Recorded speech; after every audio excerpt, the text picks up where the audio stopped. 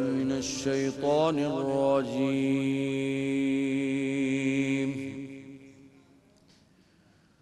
बिस्मिल्लाहिर रहमानिर रहीम। अल-खबीसातु लिल-खबीसीन वल-खबीसून लिल-खबीसात।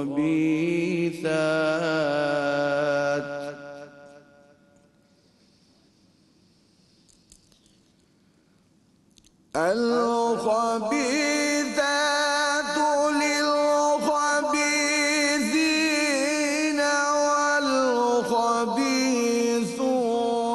लिल-खबीसात वत-तय्यिबातु लित-तय्यिबीन वत-तय्यिबून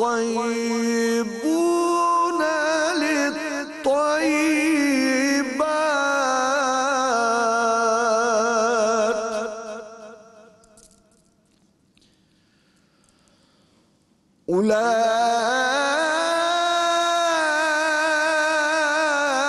उलाइक मुबर्रऊन मिम्मा यक़ूलून।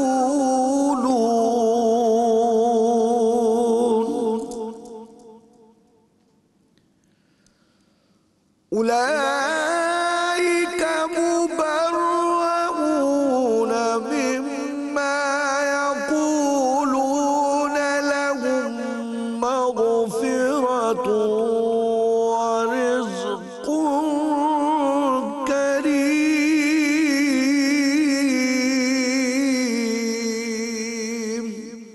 सदक़ल्लाहुल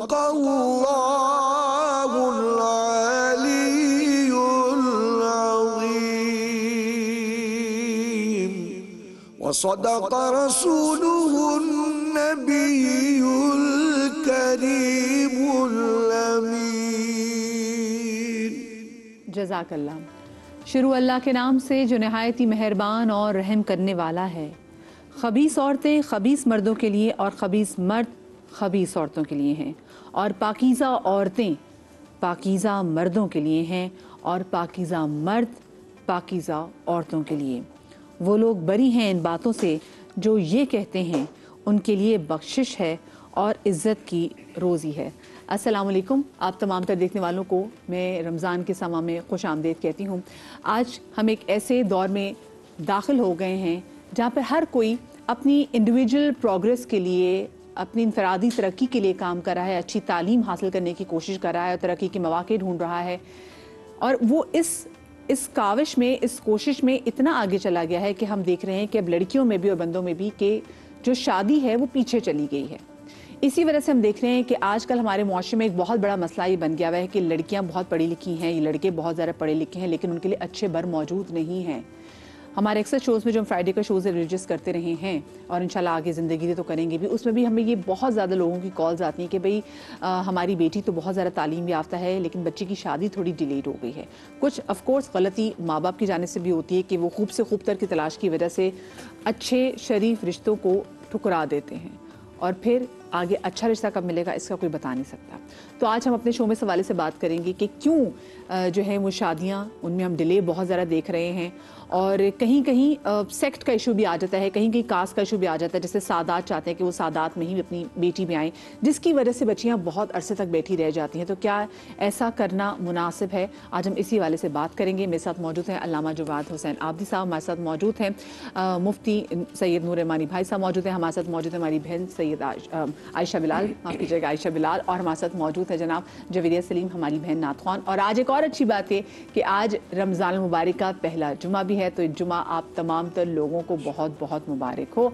और इससे पहले कि मैं आज के टॉपिक पे आऊँ, मैं अपने उलमा दीन से ये पूछना चाहूँगी कि जब आम दिनों में जो जुमा है उसकी इतनी फजीलत है, तो जो रमज़ान मुबारक का जो जुमा है और वो भी पहला जुमा, उसकी कितनी फजीलत है? अस्सलाम वालेकुम नूर भाई, अस्सलाम वालेकुम जवाद भाई, और ये सवाल आपसे भी है मेरा। जी जी नहमदुहु व नसल्ली अला रसूलिहिल करीम, अम्मा बाद, फ़अऊज़ु बिल्लाहि मिनश शैतानिर रजीम, बिस्मिल्लाहिर रहमानिर रहीम। क़ाल रसूलुल्लाहि सल्लल्लाहु अलैहि वसल्लम, अल जुम्मा सय्यदुल अय्याम, सदक़ल्लाहुल अज़ीम व सदक़ रसूलुहुन नबियुल करीम। तमाम तारीफ़ अल्लाह सुब्हानहु व तआला के लिए और दुरूद सलाम अल्लाह के रसूल हम सब के आका हम सब के मौला ताजदार मदीना हुज़ूर मोहम्मद मुस्तफ़ा सल्लल्लाहु अलैहि व आलिहि वसल्लम। देखिए बहन, हर जुम्मे में फ़जीलत ये कि आप रमज़ान के अलावा कोई जुम्मा पढ़ते हैं, कोई ज़ोहर पढ़ते हैं, असर पढ़ते हैं, इशा पढ़ते हैं, एक फ़र्ज़ पढ़ते हैं, एक फ़र्ज़ का सवाब है। मगर जब आप रमज़ान मुबारक में पढ़ते हैं आपको अल्लाह एक का 70 देता है, और ये कसरत के लिए नबी इस्लाम ने जो 70 लफ्ज़ इस्तेमाल किया। और जब अरबी जो लोग जो जानते हैं, जब भी ये इस्तारतन है, कितनी नेकियां हैं, 700 हैं, 7 अरब हैं, 7 खरब हैं, तो ये अल्लाह जानता है। अब फिर जुम्मा सैयदुल अय्याम है, दिनों का सरदार है। इसमें एक लम्हा ऐसा आता है कि बंदा जो भी दुआ मांगे अल्लाह सुब्हानहु व तआला कबूल फरमाता है। और ये कौन सी साथ आती है? इसमें मुख्तलिफ रात एक ही कि जब इमाम खुतबे के लिए खड़ा हो रहा होता है और बैठता, उस दरमियान अल्लाह सुब्हानहु व तआला दुआ करता है। एक रवायत ये है कि जब मौज़िन अजान दे रहा होता है उस वक़्त है। एक ये है कि असर। अच्छा, उसमें तो मैं देखती हूँ जहाँ घरों में भी जो ख़वातीन को आवाज़ें आ रही होती है, ख़वातीन घर के कामों में लगी होती, तो ये मालूम ही नहीं कि वो टाइम कितना एक क्रूशल टाइम है अगर इबादत। अच्छा, मैं अपनी बहनों की एक बात या रवायत एक बयान कर दूं। मेरी वो बहनें जो इफ्तारी बना रही होती हैं, घर के काम में लगी होती हैं, अब वो कुरान की तिलावत करती रहें, रमज़ान के रोज़े रखती रहें, ज़िक्र अस्कार करती रहें, अपने बीवी अपने बच्चों को और शौहर का ख्याल करती रहें। हदीस रसूल है कि अल्लाह ताला जन्नत के 7 दरवाजे खोल देगा, उनका मकाम इतना बुलंद है। अच्छा, वो झाड़ू लगा रही, कुछ भी कर रही हैं, उस वक़्त वो नबी इस्लाम की बारगाह में दुरूद पाक पढ़ते हैं। वो दुरूद पाक पढ़ते रहे दुआ, और दुरूद में ये मामला है और ये वजीफ़ा है कि अल्लाह ताला दुरूद को बिन मांगे अता कर देता है। एक साहब रसूल सामने बैठे हुए, अब्दुल्ला हज़रत काब रज़ी अल्लाह ताला, हुज़ूर सल्लल्लाहु अलैहि वसल्लम, मदीना शहर हो और रसूल भी सामने बैठे हो, जिन पे दुरूद पढ़े हो तो क्या मकाम हुआ। देख रहे हैं हुज़ूर को दुरूद पढ़ने आए, रसूलल्लाह मैं चौथाई हिस्सा यानी कि आप पे दुरूद पढ़ूँ, 3 हिस्से अल्लाह की इबादत करूँ, ना अच्छा है। फिर कुछ देर के बाद दुरूद पढ़ते हुए देखते हुए, रसूलल्लाह 2 हिस्से इबादत करूँ और 2 हिस्से वक्त के आप पे दुरूद पढ़ूँ, ना अच्छा है। फिर आए कुछ देर के बाद हुज़ूर को देखते हुए, रसूलल्लाह 3 हिस्से आप पे दुरूद पढ़ूँ, 1 हिस्सा इबादत करूँ। फिर आए कुछ देर के बाद, रसूलल्लाह मैं हर वक्त आप पे दुरूद पढ़ूँ। अल्लाह के नबी ने फरमाया, एक आप तुझे मांगना नहीं पड़ेगा, अल्लाह तुझे बिन मांगे अता फरमाएगा। अल्लाह अकबर, अल्लाह अकबर, क्या तो प्यारी बात है। और जवाद भाई, ये बात कि हम आम दिन में जब जुमे के दिन हम दुरूद पढ़ते हैं तो उसकी और बात है, फिर रमज़ान मुबारक में दुरूद पढ़ना उसका फिर कितना सवाब? देखिए, जुमे का तो कोई भी दिन आम दिन है ही नहीं। जैसे मुफ्ती साहब ने बयान किया, जब ये माह मुबारक के रमज़ान में जुमा आ जाता है तो रमज़ान में तो वैसे ही हर नेकी दुगनी कर दी जाती है। और ये भी जहन में रखें कि जब हर नेकी दुगनी कर दी जाती है तो हर गुनाह का भी इसमें अजाब दुगना है। तो जो इस महीने में भी जिनकी शैतानत ख़त्म नहीं हो रही ना, और जिनकी शोखियाँ ख़त्म नहीं हो रही, जिनकी करप्शन ख़त्म नहीं हो रही, लूटामारी ख़त्म नहीं हो रही, जिनकी चीख चिल्लाहट ख़त्म नहीं हो रही, जो एग्रेसिव हुए फिर रहे हैं, बिला वजह की फ्रस्ट्रेशन अपने ऊपर बनाई हुई है। माह रमज़ान स्ट्रेस को रिलीज़ करने का महीना है। इस महीने में खुतबा शाबानी में एक लफ्ज़ आया कि जो तुम्हारे मातहत हैं उन पर नरमी करो ताकि अल्लाह हिसाब के दिन तुम पर नरमी करे। जुमे का फरीज़ा सबने अंजाम दिया, हम भी निकल आए थे तो जुमे की खुतबात और अज़ानें कानों में रस घोल रही थी। सूरह जुमा हमारे यहाँ पढ़ी जाती है, पहली रकत में सूरह जुमा पढ़ना मुस्तहब है हमारे यहाँ। एक आयत सूरह जुमा में, फ़इज़ा क़ुज़ियतिस सलातु फ़ंतशिरू फ़िल अर्ज़ वब्तग़ू मिन फ़ज़लिल्लाहि वज़्कुरुल्लाह कसीरन लअल्लकुम तुफ़्लिहून। ये जो लफ्ज़ है ना, वब्तग़ू मिन फ़ज़लिल्लाह, आज रिस्क के लिए हर उसके लिए लोग परेशान है ना। अभी बात होगी तो हम आगे जाके इसको करेंगे ना। अमल पे हम आते हैं। आपने सारा जोर डाला हुआ है कि हमें अमल बता दें मुफ्ती साहब हमें अमल बता दें। अमल बता दिया आपको, ठीक है। अमलियात से पहले अपनी अखलाकियात तो दुरुस्त करें। अखलाकियात अच्छी होंगी तो अमलियात भी किसी हद तक काम करेंगी जाकर। वब्तगू मिन फ़ज़लिल्लाह, अल्लाह के रिज़्क़ को तलाश करो। नमाज जब पढ़ चुको ज़मीन में फैल जाओ। उलमा ने लिखा यहाँ अल्लाह के फ़ज़ल से मुराद अल्लाह सुब्हानहू, रिज़्क़ से मुराद अल्लाह का फ़ज़ल है। ये जो फ़ज़लिल्लाह का है, ये जो भी रिज़्क़ हमें अर्निंग हम कर रहे हैं इनकम में, तो यानी खुदा कहना ये चाह रहा है जो तुम मेहनत करके हासिल कर रहे हो ना, इसे अपनी कोई तुर्रम खानी न समझना, इसे अल्लाह का फजल समझना जो उसने तुम्हें अता कर दिया है। ये कोई तुम्हारी चालाकी नहीं है कि तुम समझो मैंने ये कमाया। ठीक है, बैसियत बंदे के तुम ही कर रहे हो। ये तुम्हें IQ किसने दिया है, ये सेंस किसने दिया, ये स्किल्स किसने दिया, ये ताकत किसने दी? तो अपनी तमाम तर चीज़ों को अल्लाह के सामने सरेंडर करने का नाम इस्लाम है, मुसलमान है, मोमिन है। यही रमज़ान का पैगाम है, माह रमज़ान का, और यही जुमे के दिन का पैगाम है। इस दिन में एक अहम तरीन चीज़ ये करें करें कि दुरूद की कसरत, तो जैसे सामने बयान किया, असर के दिन कसरत से वारिद हुआ है कि दुरूद पढ़ते रहे, रब्बे सल्ली अला मुहम्मदिन व अला अहले बैतिही, वफाती में मौजूद है, कसरत से ये दुरूद पढ़ता रहे। और इसी तरीके से रिवायात में है कि जनाब सैयदा सलामुल्लाह अलैहा अपनी गुलाम से कहती थी कि मुझे बता छत पर जाकर जब सूरज आधा गुरूब होने के करीब। ये बात आप कंटिन्यू बताएं, कब करेंगे ब्रेक के बाद? मुझे छोटी सी ब्रेक, क्योंकि मैं रोकना नहीं चाहती, छोटी सी ब्रेक के बाद मिलते हैं।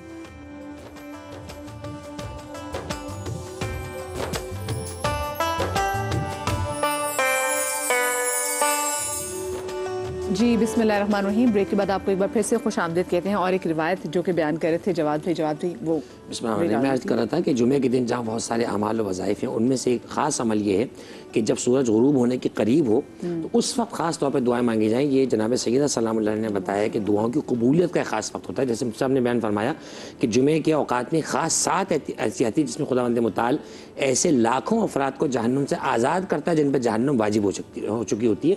तो कोशिश करें कि ऐसे मुबारक दिन जब आएँ रमज़ान के महीने में, इनमें भरपूर नमाज, ज़िक्र, अस्कार, दुरूद का एहतमाम करें और अल्लाह के बंदों से अच्छे से मिलें ताकि अल्लाह आप पे रहम करे। इलाही आमीन, इलाही आमीन। अच्छा, क्योंकि जो आज का हमारा टॉपिक है वो अच्छे बरके वाले से, मुझे बताएं कि हमारे दीन में तो निकाह को आसान बनाने का कहा गया है, लेकिन अब आज के दौर में निकाह इतना मुश्किल क्यों हो गया है? बिस्मिल्लाहिर्रहमानिर्रहीम, अल्लाहुम्मा सल्ली अला मुहम्मद व अला मुहम्मद। जब तक हम दीन इस्लाम के पाबंद रहेंगे, उसे थामे रहेंगे, आसानियाँ रहेंगी। जैसे ही हम दीन से दूर होंगे, मुश्किलात बढ़ना शुरू हो जाएंगी। हम नबी सल्लल्लाहु अलैहि वसल्लम के उस्वा को नहीं अपनाएंगे तो मुश्किलात बढ़ना शुरू हो जाएंगी। और आज के दौर में यही हुआ है कि हम नबी अकरम सल्लल्लाहु अलैहि वसल्लम की जो तालीमात थी उनसे बहुत दूर हैं। मिसाल के तौर पर जब मेरी बेटी की शादी करनी है तो मुझे जहन ये बनाना है कि मैं कम से कम 10 साल पहले से उसकी शादी की तैयारी करूं, क्योंकि फिर एक माशरे का सवाल है मुझसे कि भाई आप बच्ची को जहेज में क्या दे रहे हैं। जी, और ये सिर्फ ससुराल की तरफ से सवाल नहीं आएगा, बल्कि जो मेरे इर्द गिर्द के लोग हैं वो भी मुझसे पूछेंगे कि बेटी को आपने कितने तोले का सोना सेट दिया है या दीगर चीज़ें दी हैं। तो उसके लिए मुझे तैयार रहना है। दूसरी चीज़ के जो लड़के हैं उनकी ख्वाहिशात भी बहुत बढ़ गई हैं, और दूसरी जगह हम लड़कियों को देखते हैं भी उनकी ख्वाहिशात भी गाड़ी होनी चाहिए, लड़के का अपना घर होना चाहिए, बहुत सारी चीज़ें। जी हाँ, नबी पाक सल्लल्लाहु अलैहि वसल्लम ने बहुत आसान हमें बताया है कि हसब नसब, उसका दीन, सबसे ज़्यादा जो दीन को अहमियत दी जाए। आजकल हम माल को अहमियत देते हैं। और एक हदीस मुबारक मेरे निगाह से गुजरी, नबी पाक सल्लल्लाहु अलैहि वसल्लम इरशाद फरमाते हैं कि जिसने किसी औरत से सिर्फ उसके माल की वजह से निकाह किया, अल्लाह ताला उस पर गुर्बत को तारी कर देंगे। अगर किसी ने किसी औरत से सिर्फ इज़्ज़त के लिए कि वो बहुत मशहूर थी या इज़्ज़त की वजह से निकाह किया, अल्लाह ताला उस पर ज़िल्लत को रासख फरमा देगा, ज़िल्लत में मुब्तला हो जाएगा वो शख्स। तो आजकल के दौर में अगर जिस नीयत और दीनदारी के साथ अगर आप निकाह करते हैं, तो ये तो वो टाइम है कि जब लोग देख रहे हैं कि किसकी बच्ची मतलब कितना कमाती है, फिर उनमें जाके शादियां करें, कौन लड़की कितना दहेज लेकर आ रही है, तब उनमें जाके करें। आप देखें, हम अक्सर एक जुमला सुनते हैं कि लड़की अपने नसीब का लेकर आती है, लड़की बाबरकत होती है। लड़की कब बाबरकत होगी? जब आपकी सोच बाबरकत है। ठीक है, नबी पाक सल्लल्लाहु अलैहि वसल्लम ने इरशाद फरमाया, अगर तुम दीनदारी को देखते हो और दीनदारी के तहत निकाह करते हो तो खुदा तुम्हें उसमें बरकत अता फरमा देगा। यही वजह है कि जब एक गरीब घर के अंदर गरीब लड़की आती है और वो इस नीयत से लेकर आता है शख्स या वो उसके घर वाले कि इसका दीन मुकम्मल होगा, तो अल्लाह ताला उसके माल में बरकत दे देते हैं। और ऐसा हुआ भी, हमने बहुत सारे लोग देखे ऐसे कि जिन्होंने दीन की खातिर शादी की तो बरकत हुई है। अब दीन से मुराद हरगिज ये नहीं है कि वो जुब्बा पहना हुआ होना चाहिए और वो इमामा बांधा हुआ होना चाहिए। दीन से मुराद ये है कि दीन की जो चीजें हैं, नमाज पढ़ना, रोजा रखना, इसकी अपनी जात से किसी को तकलीफ ना देना, अगर वो इस चीज में कामयाब है तो वो दीनदार बंदा है। अगर वो अपनी जात से किसी को नुकसान नहीं पहुंचाता है, वो दीनदार है। तो दीन इस एतबार से देखा जाए। नूर भाई, मुझे बताएं कि आज के इस दौर में अगर बच्चियों की शादी लेट होती है और वो बच्चियां जिनकी अभी तक शादी नहीं हुई, तो पीछे इसके जिम्मेदार कौन है, मैं आपसे पूछूंगी, लेकिन कॉलर हमारे साथ आ गए। अस्सलाम वालेकुम जी। वालेकुम अस्सलाम जी, इजाज साहब है हमारे साथ, रहीम यार खान से। इजाज भाई, क्या पूछना चाहेंगे? जी, मैं ये पूछना चाह रहा था कि अगर वालिदैन खुद अपनी मर्जी से कोई देना चाहे अपनी बेटी को, तो बंदा ले सकता है, नहीं ले सकता? ठीक है, अगर वालिदैन अपनी मर्जी से। नूर भाई? बिस्मिल्लाहिर्रहमानिर्रहीम। जी, अगर वालिदैन अपनी खुशी और ख्वाहिश से और मर्ज़ी से देना चाहें, इसमें कोई कबाहत नहीं है, बल्कि इस्लाम में तहाबुल कल्ब इस्तेमाल किया। हदीस में रसूल सल्लल्लाहु अलैहि वसल्लम के तोहफ़ा लिया करो, तोहफ़ा दिया करो, इससे मोहब्बत और मवद्दत बढ़ती है। सही। और फिर आपका अगला सवाल आपका ये है कि अगर लड़कियों की लड़कों की शादियाँ देर से हो रही है, अगर वो कोई गुनाह सरजद करेंगे तो उसका वबाल माँ और बाप पर आएगा। नौजवानी के अंदर जो भी गुनाह सरजद होंगे, बेरहवी का शिकार होंगे, तो बिल्कुल बंद अल्फाज में वही, जितने भी वो मामलात कर रहे होंगे उसके सारे जिम्मेदार उनके वालिदैन होंगे। मिल्लत इस्लामी नबी अलैहिस्सलाम की हदीस है कि 2 कामों में जल्दी करो। एक, जब इंतकाल हो जाए तो जनाजा पढ़कर उसकी तदफीन करो, और इसी तरह तुम्हारे बच्चे और बच्चियाँ, बच्चियों के लिए खास तौर पर जब वो जवान और बालिग हो जाए उनकी शादियाँ कर दो। ये नबी इस्लाम की हदीस है। फिर हदीस है अन्निकाह मिन सुन्नती फमन रग़िब अन सुन्नती फलैसा मिन्नी। निकाह मेरी सुन्नत है और जिसने मेरी सुन्नतों को छोड़ा वो हम में से नहीं है। तो हमें चाहिए, अच्छा हमारे यहाँ होता क्या, सबसे बड़ा जो इस ज़माने में मसला आ रहा है वो सोशल स्टेटस पे आ रहा है, फिर सेकंड एजुकेशन पे आ रहा है। वो एजुकेशन पे वो जी मुझे मास्टर्स करना है, मुझे एमफिल करना है, मुझे पीएचडी करना है, वो जाके वो 30+ हो जाते हैं और फिर जाके उस तरह का रिश्ता आ नहीं पाता। सोशल अब तो जॉब का भी होना, थोड़ा सा जॉब भी माँ बाप भी चाहते हैं कि बच्चे आला जॉब कर किस्म की जॉब का मामला होता है। हमारे यहाँ पहले जो लोग होते थे वो अखलाक को देखते थे, वो किरदार को देखते थे, वो घर को देखते थे। मेरे पास ऐसे लोग आते हैं बहन कि जो फ़लाँ इंडस्ट्री के मालिक हैं और उनकी बीवियाँ उनसे बज़्ज़न हैं, क्योंकि वो हाकमाना रवैया होता है। ईंट से ईंट मिलती है तो घर बनते हैं, और रिश्ते से रिश्ता मिलता है, ईंट से ईंट मिलती है मकान बनता है, और रिश्ते से रिश्ता मिलता है तो घर बनता है। आजकल अक्सर लोग मकानों में रहते हैं, पहले के लोग घरों में रहते थे। मिट्टी के घर होते थे मगर रिश्ते पक्के होते थे।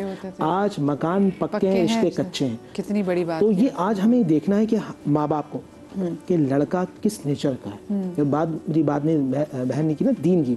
अब दीन का बुनियादी हिस्सा क्या है? सिर्फ नमाज पढ़ना दीन नहीं है, अकायद, उसके अकायद देखें, उसके बाद उसके दीनदारी, नमाज, रोज़ा, ज़कात, उसके बाद उसके मामलात अखलाक कैसे हैं, वो बोलता किस तरह, उसके दोस्त अहबाब किस तरह के हैं। गैदरिंग का बड़ा अच्छा असर होता है। अभी ब्रेक के अंदर आप खुद ही बात करें, जो नेगेटिव एनर्जी वाले होते हैं वो नेगेटिव एनर्जी की तरफ चले जाते हैं, जो पॉजिटिव एनर्जी वाले होते हैं वो पॉजिटिव एनर्जी की तरफ देखते हैं। आप लड़की की सिर्फ माल पर नजर न रखें, बल्कि हदीस रसूल है कि उस वक्त तक उसे मौत नहीं आएगी, चाहे वो लड़का या लड़की, अगर माल के लिए शादी करेगा उसे उस वक्त तक मौत नहीं आएगी जब तक वो गुरबत में ना जाए, वो तंगदस्त ना हो जाए। तो आप अखलाक देख कर शादी करें, और जैसे बच्चा और बच्ची बालिग हो जाए उनकी शादी की तरफ जाएं, पढ़ते रहें इंशाल्लाह। मतलब नूर भाई वही बात कि जिस लालच की वजह से आप करेंगे ना तो अल्लाह पाक उसी लालच से आपको रुसवा करेगा। मुझे बताएं, देखिए जवाद भाई, अब ये वक्त थोड़ा सा बदल भी गया है। पहले तो चले हम कहते थे कि बच्चों की जल्दी शादियां कर दें, लेकिन अब लड़कों की भी तालीम मुकम्मल नहीं होती, फिर वो माँ बाप के ऊपर एक और रिस्पॉन्सिबिलिटी बढ़ जाती है। तो आज के दौर में अगर देखा जाए तो सही टाइम क्या है शादी का? इसमें हम देखिए, हम असल में कल्चर और शरीयत की जंग इस वक्त लड़ रहे हैं। हमने कल्चर को शरीयत से मिक्स कर दिया है और शरीयत को कल्चर से मिक्स कर दिया है। ये बहुत बड़ी ज्यादती है। मुमकिन है हमारे बड़ों के ज़माने में जो दौर रहा, हमारे माँ बाप के ज़माने में जो दौर रहा, हमारे दादा दादी के ज़माने में जो दौर रहा, वो उनके ज़माने से उनका लाइफ स्टाइल था, उनकी जो ज़रूरियात थी, जो नेसेसरीज उनके लिए हुआ करती थी, ज़रूरियात थी। हमने असल में जो गैर ज़रूरी चीज़ें ना उनको इतना अपने ऊपर लाद लिया है। वो कह देता हूँ, वो कहावत है ना, 9 मन तेल होगा ना राधा नाचेगी, कहावत है ये, ज़रूर मसल है। यानी वो इसलिए कि ना 9 मन तेल के चिराग कौन जलाएगा। तो भाई अब इतना आपने जो अपने ऊपर लादी हुई चीजें, लोग कहते हैं हाँ बड़ी धूमधाम से शादी करनी है, इतने इवेंट्स करूंगी, तो जब पैसे उसके जमा होंगे तो अगले साल करेंगे, अगले साल फिर वो चीज़ हो जाएगी। इसी वजह से फिर वो जोड़ा जो है वो अगले 10 साल तक कर्जे उतारता रहेगा, 5 साल तक। खुदा ना करे कल को आगे उनकी औलाद होनी है, फिर उनके अपने रस खुशी गमी के मामलात हैं। आपने पूरा घराना मकरूज कर दिया। वैसे हम ऊपर से और कर्जे कम ले रहे थे, जो आपने ये कर्जा उनके ऊपर थोप दिया। चुनाचे मैं समझता हूँ इसमें बड़ों को बाहर वाले किरदार अदा करना होगा कि गैर ज़रूरी चीज़ों को शरीयत से ज़रा अलग रखें। हम मना नहीं कर रहे, हमें मालूम कि खुशी का इवेंट होता है, आप उसे मनाएं, लेकिन उसमें इस कदर फजूल खर्ची। अब मैं एक और बात कहता हूँ ना, देखिए अय्याम अज़ा आते हैं या माह रबीउल अव्वल के दिन आते हैं तो छोटी छोटी चीज़ों पे लोगों को दर्द होता है ना, ये वाला काम क्यों कर दिया, किसी गरीब की मदद कर देते। आपको इतने 10-10, 12-12, 20-20 लाख के फंक्शंस पे ख्याल कभी नहीं आया। ये सोचने वाली बात है ना। हम ये नहीं कह रहे कि आपकी खुशी, अल्लाह आपकी खुशी को नज़र ना लगाए और खुशी दे, लेकिन आप ये सोचें कि मैं फजूल खर्ची कहाँ कर रहा हूँ असल में। तो मैं ही समझता हूँ कि जब इंसान इस उम्र को पहुँच जाए कि वो जिस्मानी हवाले से और अकली हवाले से, ये शर्त ज़्यादा ज़रूरी है, अकली वाली शर्त। आजकल हम देखते हैं जिस्मानी मेच्योर वो है, जिम्मेदारी कोई ले सकता है ज़ौजियत के हवाले से, लेकिन दिमाग पे तो वो बिल्कुल बावला हुआ है मसलन, वो अभी कुछ समझने को तैयार ही नहीं है। और ये जो हमारे में आ गया ना कि इसकी शादी कर दो तो ठीक हो जाएगा, ठीक हो जाएगा, आप किसी और का कबाड़ कर दें लाकर अपने बेटे के चक्कर में, ये कहाँ का उसूल है? आप अपनी बेटी के देने को तैयार है इस तरह से? तो ये वाला माइंडसेट चेंज करने की जरूरत है। तो मैं ही समझता हूँ कि जब इंसान समझे कि मैं जिम्मेदारियां संभाल सकता हूँ, रिश्तों को निभा सकता हूँ, और इतने में मेरे जो जायज खर्चे पूरे हो जाएंगे, मुझे लंबे लंबे ख्वाब सोचने की जरूरत नहीं है, तो उसको चाहिए कि फौरन इस रिश्ते की तरफ कदम बढ़ाए, ताकि परवरदिगार आलम ने जो उसके लिए आगे रास्ते, बाज़ रवायात में तो ये है कि रिस्क खुलता ही कई का निकाह के बाद है, अल्लाह अपने फजल से गनी कर देता है, खुतबा निकाह में पढ़ते हैं। तो मैं समझता हूँ अल्लाह सुब्हान तआला के हुक्म पे यकीन रखें और इन चीज़ों में आगे बढ़ें, ताकि मजीद हम जो है बर्बादी की तरफ ना जाए। मुझे पता है आयशा, क्या बेटी के निकाह के वक्त कुछ शर्त रखना जायज़ है?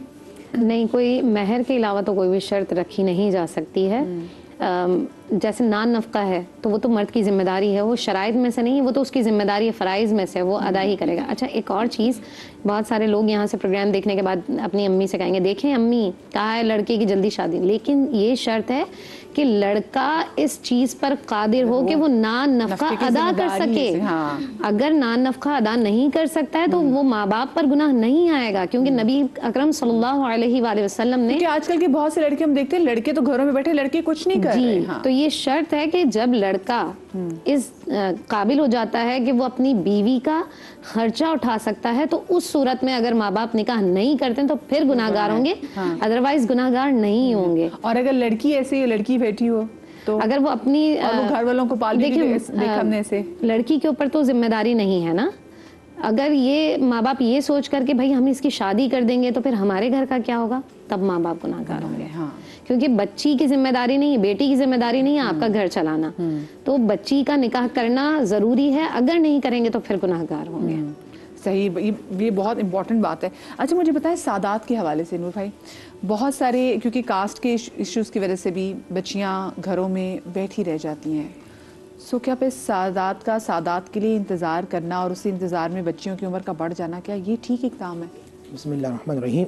देखिए, इसमें दो राय हैं।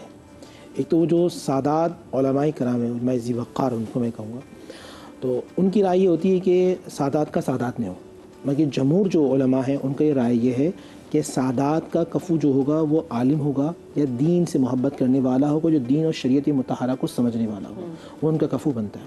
इस पे मामला इसलिए होता था क्योंकि नबी अलैहिस्सलाम के ख़ानदान है, नबी सल्लम की हदीस मुबारक है ना कि उसका दीन देखो, उसका नसब देखो, उसका हसब देखो, उसकी खूबसूरती देखो, उसका जमाल देखो। तो ऐसा शख्स के जो शरीयत मुतहरा को जानता है, हलाल रिस्क कमाने वाला है। आप ये आज जो बर्बादी है ना, मैं ये समझता हूँ पूरी ओवरऑल मिल्लत इस्लामी के अंदर हराम ज़्यादा है।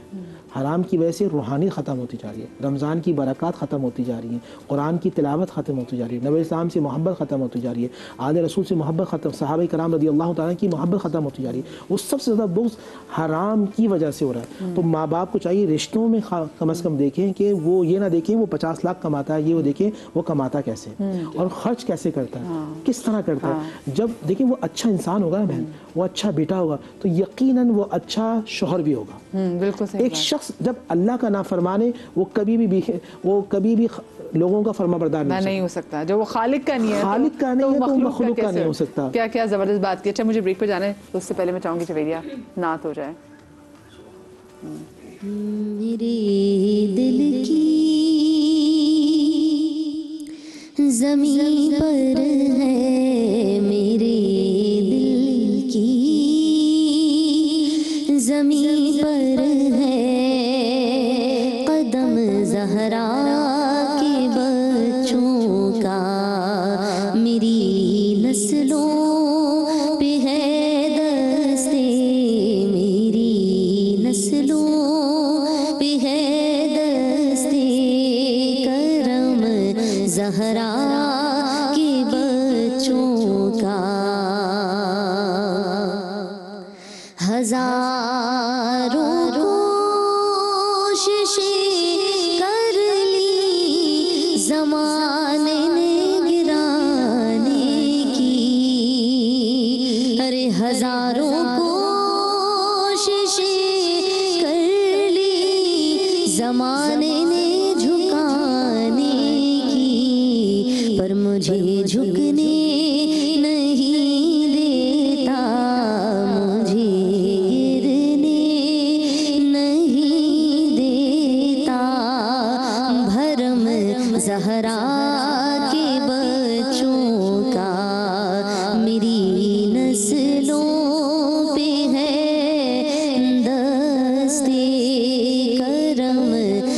जहरा के बच्चों का मेरे दिल की ज़मीं पर है कदम जहरा के बच्चों का। और ज़माने का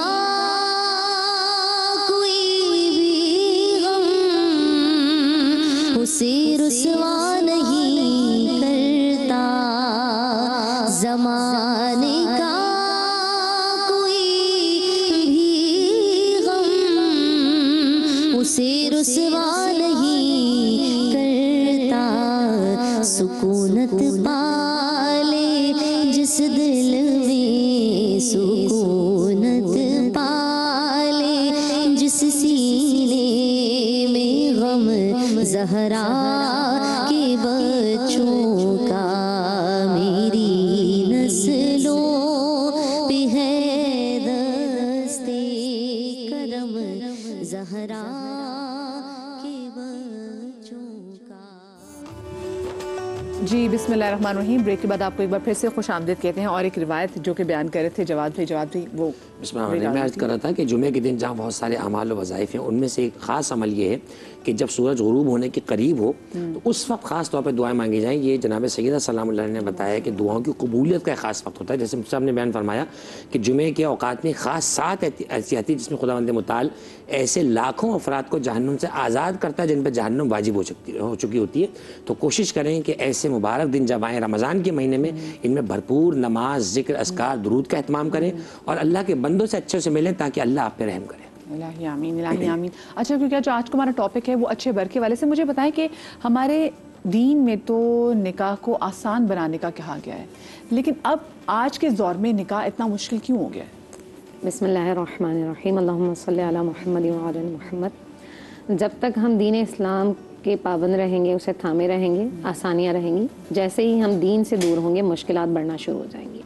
हम नबी सल्लल्लाहु अलैहि वसल्लम के उस्वा को नहीं अपनाएंगे तो मुश्किलात बढ़ना शुरू हो जाएंगी। और आज के दौर में यही हुआ है कि हम नबी अकरम सल्लल्लाहु अलैहि वसल्लम की जो तालीमात थी उनसे बहुत दूर हैं। मिसाल के तौर पर जब मेरी बेटी की शादी करनी है तो मुझे जहन ये बनाना है कि मैं कम से कम 10 साल पहले से उसकी शादी की तैयारी करूं, क्योंकि फिर एक मुआशरे का सवाल है मुझसे कि भाई आप बच्ची को जहेज़ में क्या दे रहे हैं। जी, और जी, ये सिर्फ ससुराल की तरफ से सवाल नहीं आएगा, बल्कि जो मेरे इर्द गिर्द के लोग हैं वो भी मुझसे पूछेंगे कि बेटी को आपने कितने तोले का सोना सेट दिया है या दीगर चीज़ें दी हैं। तो उसके लिए मुझे तैयार रहना है। दूसरी चीज़ के जो लड़के हैं उनकी ख्वाहिशात भी बहुत बढ़ गई हैं, और दूसरी जगह हम लड़कियों को देखते हैं उनकी ख्वाहिशात भी गाड़ी होनी चाहिए, लड़के का अपना घर होना चाहिए, बहुत सारी चीज़ें। जी हाँ, नबी पाक सल्लल्लाहु अलैहि वसल्लम ने बहुत आसान हमें बताया है कि हसब नसब उसका दीन, सबसे ज़्यादा जो दीन को अहमियत दी जाए। आजकल हम माल को अहमियत देते हैं। और एक हदीस मुबारक मेरे निगाह से गुजरी, नबी पाक सल्लल्लाहु अलैहि वसल्लम इरशाद फरमाते हैं कि जिसने किसी औरत से सिर्फ उसके माल की वजह से निकाह किया, अल्लाह ताला उस पर गुर्बत को तारी कर देंगे। अगर किसी ने किसी औरत से सिर्फ इज़्ज़त के लिए कि वो बहुत मशहूर थी या इज़्ज़त की वजह से निकाह किया, अल्लाह ताला उस पर ज़िल्लत को रासख फरमा देगा, ज़िल्लत में मुब्तला हो जाएगा वो शख्स। तो आजकल के दौर में अगर जिस नीयत और दीनदारी के साथ अगर आप निकाह करते हैं, तो ये तो वो टाइम है कि जब लोग देख रहे हैं कि किसकी बच्ची मतलब कितना कमाती है, फिर उनमें जाके शादियां करें, कौन लड़की कितना दहेज लेकर आ रही है, तब उनमें जाके करें। आप देखें, हम अक्सर एक जुमला सुनते हैं कि लड़की अपने नसीब का लेकर आती है, लड़की बाबरकत होती है। लड़की कब बाबरकत होगी? जब आपकी सोच बाबरकत है। ठीक है, नबी पाक सल्लल्लाहु अलैहि वसल्लम ने इरशाद फरमाया, अगर तुम दीनदारी को देखते हो और दीनदारी के तहत निकाह करते हो तो खुदा तुम्हें उसमें बरकत अता फरमा देगा। यही वजह है कि जब एक गरीब घर के अंदर गरीब लड़की आती है और वो इस नीयत से लेकर आता है शख्स या वो उसके घर वाले कि इसका दीन मुकम्मल होगा, तो अल्लाह ताला उसके माल में बरकत दे देते हैं। और ऐसा हुआ भी, हमने बहुत सारे लोग देखे ऐसे कि जिन्होंने दीन की खातिर शादी की तो बरकत हुई है। अब दीन से मुराद हरगिज ये नहीं है कि वो जुब्बा पहना हुआ होना चाहिए और वो इमामा बांधा हुआ होना चाहिए। दीन से मुराद ये है कि दीन की जो चीजें हैं, नमाज पढ़ना, रोजा रखना, इसकी अपनी जात से किसी को तकलीफ ना देना, अगर वो इस चीज में कामयाब है तो वो दीनदार बंदा है। अगर वो अपनी जात से किसी को नुकसान नहीं पहुंचाता है, वो दीनदार है। तो दीन इस एतबार से देखा जाए। नूर भाई, मुझे बताएं कि आज के इस दौर में अगर बच्चियों की शादी लेट होती है और वो बच्चियां जिनकी अभी तक शादी नहीं हुई तो पीछे इसके जिम्मेदार कौन है, मैं आपसे पूछूंगी, लेकिन कॉलर हमारे साथ आ गए। अस्सलाम वालेकुम जी। वालेकुम अस्सलाम। जी इजाज साहब है हमारे साथ, रहीमिया खान से। इजाज भाई क्या पूछना चाहेंगे? जी मैं ये पूछना चाह रहा था कि अगर वालिदैन खुद अपनी मर्जी से कोई देना चाहे अपनी बेटी को तो बंदा ले सकता है, नहीं ले सकता? ठीक है, अगर वालिदैन अपनी मर्जी से। नूर भाई। बिस्मिल्लाहिर्रहमानिर्रहीम। जी अगर वालिदैन अपनी खुशी और ख्वाहिश से और मर्ज़ी से देना चाहें इसमें कोई क़बाहत नहीं है, बल्कि इस्लाम में तहाबुल कल्ब इस्तेमाल किया। हदीस रसूल सल्लल्लाहु अलैहि वसल्लम के तोहफ़ा लिया करो, तोहफ़ा दिया करो, इससे मोहब्बत और मवद्दत बढ़ती है। सही। और फिर आपका अगला सवाल आपका ये है कि अगर लड़कियों की लड़कों की शादियाँ देर से हो रही है, अगर वो कोई गुनाह सरजद करेंगे तो उसका वबाल माँ और बाप पर आएगा। नौजवानी के अंदर जो भी गुनाह सरजद होंगे, बेहरारवी का शिकार होंगे तो बिल्कुल बद अल्फाज में वही जितने भी वो मामलात कर रहे होंगे उसके सारे जिम्मेदार उनके वालिदैन होंगे। मिल्लत इस्लामी नबी अलैहिस्सलाम की हदीस है कि दो कामों में जल्दी करो।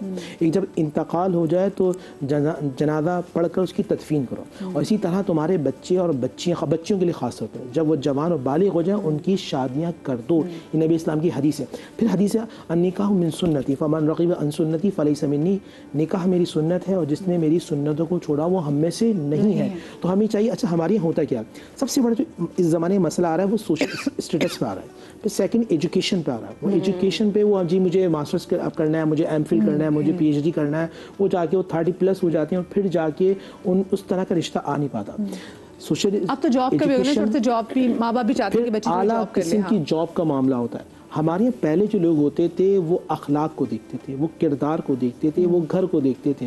मेरे पास ऐसे लोग आते हैं बहन कि जो फ़लाँ इंडस्ट्री के मालिक हैं और उनकी बीवियाँ उनसे बज़न हैं, क्योंकि वो हाकमाना रवैया होता है। ईंट से ईंट मिलती है तो घर बनते हैं, और रिश्ते से रिश्ता मिलता है, ईंट से ईंट मिलती है मकान बनता है, और रिश्ते से रिश्ता मिलता है तो घर बनता है। आजकल अक्सर लोग मकानों में रहते हैं, पहले के लोग घरों में रहते थे। मिट्टी के घर होते थे मगर रिश्ते पक्के होते थे। आज मकान पक्के हैं, रिश्ते कच्चे हैं। कितनी बड़ी बात। तो ये आज हमें देखना है कि माँ बाप को कि लड़का किस नेचर का है। मेरी बात ने बहन ने की ना दीन की। अब दीन का बुनियादी हिस्सा क्या है? सिर्फ नमाज पढ़ना दीन नहीं है, अकायद, उसके अकायद देखें, उसके बाद उसके दीनदारी, नमाज, रोज़ा, ज़कात, उसके बाद उसके मामलात अखलाक कैसे हैं, वो बोलता किस तरह, उसके दोस्त अहबाब किस तरह के हैं। गैदरिंग का बड़ा अच्छा असर होता है। अभी ब्रेक के अंदर आप खुद ही बात करें, जो नेगेटिव एनर्जी वाले होते हैं वो नेगेटिव एनर्जी की तरफ चले जाते हैं, जो पॉजिटिव एनर्जी वाले होते हैं वो पॉजिटिव एनर्जी की तरफ देखते हैं। आप लड़की की सिर्फ माल पर नजर न रखें, बल्कि हदीस रसूल है कि उस वक्त तक उसे मौत नहीं आएगी, चाहे वो लड़का हो या लड़की, अगर माल के लिए शादी करेगा उसे उस वक्त तक मौत नहीं आएगी जब तक वो गुरबत में ना जाए, वो तंगदस्त ना हो जाए। तो आप अखलाक देख कर शादी करें, और जैसे बच्चा और बच्ची बालिग हो जाएं उनकी शादी की तरफ जाएं, पढ़ते रहें इंशाल्लाह। मतलब नूर भाई वही बात कि जिस लालच की वजह से आप करेंगे ना तो अल्लाह पाक उसी लालच से आपको रुस्वा करेगा। मुझे बताएं, देखिए जवाद भाई, अब ये वक्त थोड़ा सा बदल भी गया है। पहले तो चले हम कहते थे कि बच्चों की जल्दी शादियां कर दी, लेकिन अब लड़कों की भी तालीम मुकम्मल नहीं होती, फिर वो माँ बाप के ऊपर एक और रिस्पॉन्सिबिलिटी बढ़ जाती है। तो आज के दौर में अगर देखा जाए तो सही टाइम क्या है शादी का? हम देखिए, हम असल में कल्चर और शरीयत की जंग इस वक्त लड़ रहे हैं। हमने कल्चर को शरीयत से मिक्स कर दिया है और शरीयत को कल्चर से मिक्स कर दिया है। ये बहुत बड़ी ज्यादती है। मुमकिन है हमारे बड़ों के ज़माने में जो दौर रहा, हमारे माँ बाप के ज़माने में जो दौर रहा, हमारे दादा दादी के ज़माने में जो दौर रहा, वो उनके ज़माने से उनका लाइफ स्टाइल था, उनकी जो ज़रूरियात थी, जो नेसेसरीज उनके लिए हुआ करती थी, ज़रूरियात थी। हमने असल में जो गैर ज़रूरी चीज़ें ना उनको इतना अपने ऊपर लाद लिया है। वो कह देता हूँ, वो कहावत है ना 9 मन तेल होगा ना राधा नाचेगी, कहावत है ये, ज़रूर मसल है। यानी वो इसलिए कि ना 9 मन तेल के चिराग कौन जलाएगा। तो भाई अब इतना आपने जो अपने ऊपर लादी हुई है चीजें, लोग कहते हैं हाँ बड़ी धूमधाम से शादी करनी है, इतने इवेंट्स करूंगी, तो जब पैसे उसके जमा होंगे तो अगले साल करेंगे, अगले साल फिर वो चीज़ हो जाती है। इसी वजह से फिर वो जोड़ा जो है वो अगले 10 साल तक कर्जे उतारता रहेगा, 5 साल तक।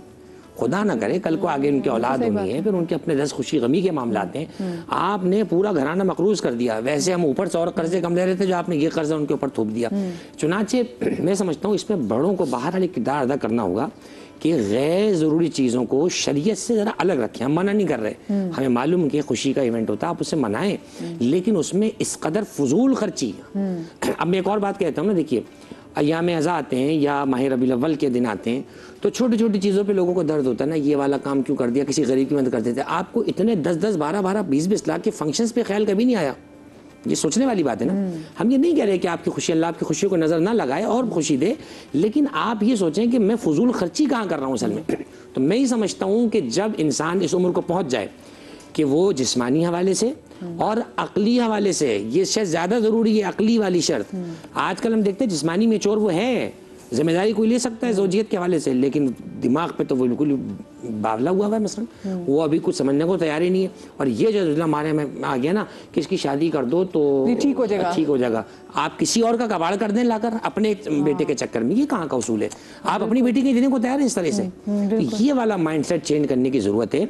तो मैं ही समझता हूँ कि जब इंसान समझे कि मैं जिम्मेदारियाँ संभाल सकता हूँ, रिश्तों को निभा सकता हूँ, और इतने में मेरे जो जायज़ खर्चे पूरे हो जाएंगे, मुझे लंबे लंबे ख्वाब सोचने की ज़रूरत नहीं है, तो उसको चाहिए कि फ़ौरन इस रिश्ते की तरफ कदम बढ़ाए, ताकि परवरदिगार आलम ने जो उसके लिए आगे रास्ते, बाज़ रवायात में तो ये है कि रिस्क खुलता ही कई का निकाह के बाद है,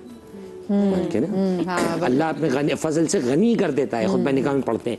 तो मैं समझता हूँ अल्लाह सुब्हानहू तआला के हुक्म पे यकीन रखें और इन चीज़ों में आगे बढ़ें, ताकि मजीद हम जो है बर्बादी की तरफ ना जाए। मुझे पता है आयशा, क्या बेटी के निकाह के वक्त कुछ शर्त रखना जायज़ है? नहीं, कोई महर के अलावा तो कोई भी शर्त रखी नहीं जा सकती है। जैसे नान नफ़का है तो वो तो मर्द की जिम्मेदारी है, वो शराइत में से नहीं है, वो तो उसकी जिम्मेदारी है, फ़राइज़ में से, वो अदा ही करेगा। अच्छा, एक और चीज़, बहुत सारे लोग यहाँ से प्रोग्राम देखने के बाद अपनी अम्मी से कहेंगे, देखें अम्मी कहा है लड़के की जल्दी शादी, लेकिन ये शर्त है कि लड़का इस चीज़ पर कादिर हो कि वो नान नफ़का अदा कर सके।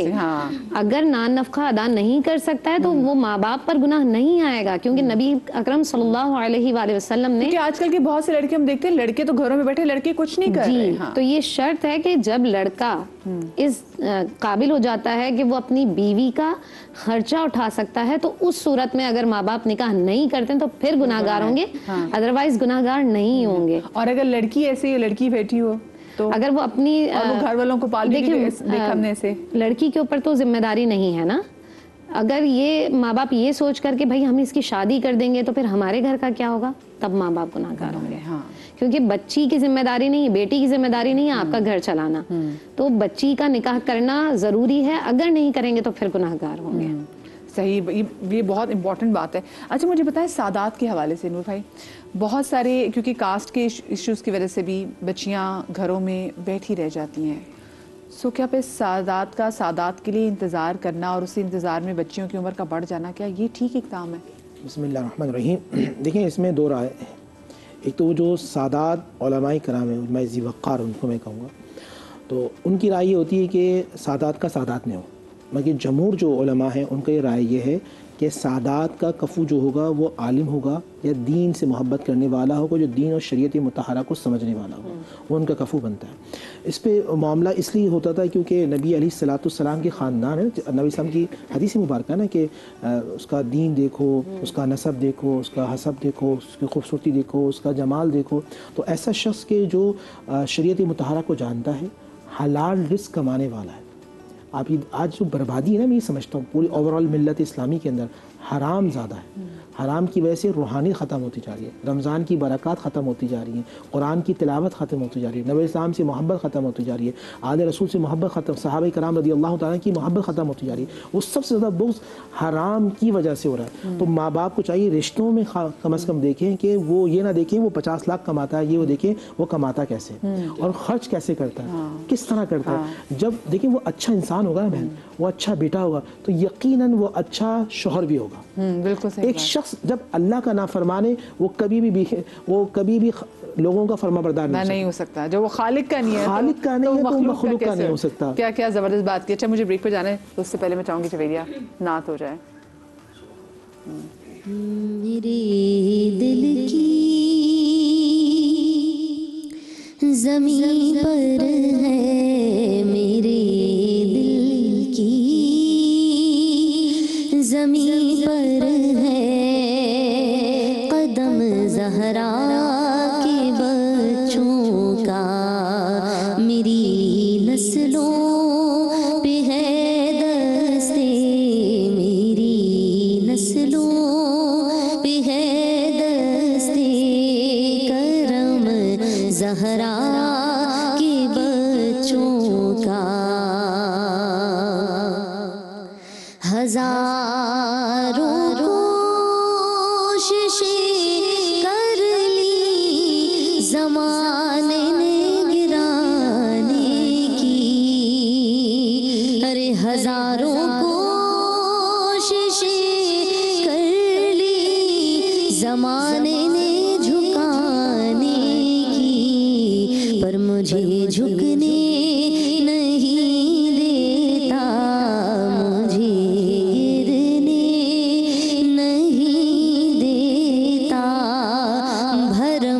जहरा के बच्चों का मेरी नस्लों पे है दस्ते करम, जहरा के बच्चों का मेरे दिल की ज़मीं पर है कदम, जहरा के बच्चों का। और ज़माने का कोई भी गम उसे रुसवा नहीं करता, ज़माने का कोई भी गम उसे रुसवा नहीं करता। सुकूनत पाले जिस दिल में, सुकूनत पाले जिस सीने में गम, जहरा के बच्चों का मेरी नस्लों पे है दस्ते करम, जहरा के बच्चों का।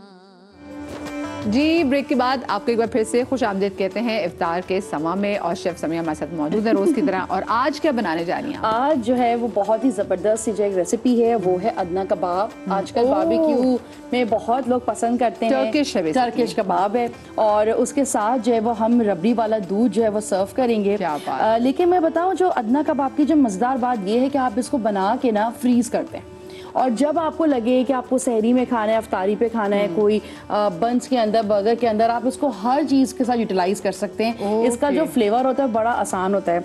हमने जो है वो आज जो सबसे बेहतरीन जो अदना कबाब चावल के साथ भी आप हाँ serve करते हैं उसको ना, आप किसी कर भी लें। चीज़ के साथ आप बल्कि हम कहते हैं चलो चावल होते हैं, चलो, हाँ। तो वो आप उसको अदना कबाब के साथ भी खा सकते आपने उसको चलो बोला था? हैं। चिल्लू अच्छा चलो चलो चलो मैंने कहा चलो भी शायद हो सकता है। ईरानियों को भी नहीं पता कि हमने चलो कबाब भी हमने चलो कबाब भी बना दिया। जब हम चलसी बना सकते हैं तो ये भी बना सकते हैं। अच्छा, इसमें क्या करना है कि नॉर्मल बीफ का कीमा, चिकन का कीमा आप लीजिए और यहाँ पे आपने हरी मिर्च, हरा धनिया या हरी प्याज के साथ इसको मिक्स करके मैंने एक दफ़ा इसको चॉपर कर लिया ताकि ये बिल्कुल महीन हो जाए, यानी कि बिल्कुल पतला हो जाए, लेसदार हो जाए, ताकि इसके कबाब बनाना आसान हो। ओके, ठीक है। अब यहाँ पे हम पेपरिका लेंगे। अगर आपके पास पेपरिका नहीं है तो आप लाल मिर्च पाउडर ले सकते हैं। यहाँ पे आपने लहसुन, चॉप लहसुन लेने हैं। ठीक है। तकरीबन आप इसको 1 चम्मच भर के ले लीजिए। यहाँ पे साबुत जीरा, भुना हुआ बगैर भुना? मैंने तो बगैर भुना रख लिया हुआ है। ठीक है। नमक हस्बे जायका, जैसी आपकी फैमिली को पसंद हो। इसमें कोई मिर्च और नमक में मैं हमेशा कहूंगी कि आपकी फैमिली जो जैसा उनका टेस्ट हो। अक्सर लोग कम खाते हैं, अक्सर लोग ज़्यादा खाते हैं। अच्छा, यहाँ पे क्योंकि हम पेपरिका भी यूज़ कर रहे हैं, यहाँ पे कुटी हुई लाल मिर्च भी और काली मिर्च भी, तो इसलिए थोड़ा सा ख्याल रखना होगा मिर्च का कि बहुत ज़्यादा मिर्चें ना डल जाए। हाँ। अच्छा, और यहाँ पे मेरे पास मौजूद है जैतून का तेल। ये हमने जैतून का तेल इसको शामिल किया। अगर आपके घर पे जैतून का तेल नहीं है तो आप तलो भी ले सकते हैं, तलो ऑयल ले सकते हैं। यहाँ पे इस वक्त हम लोग कबाब बनाने के लिए तलो लेंगे ताकि थोड़ा सा ये बन जाए, गर्म हो जाए और उसमें हम इसको फ्राई करेंगे।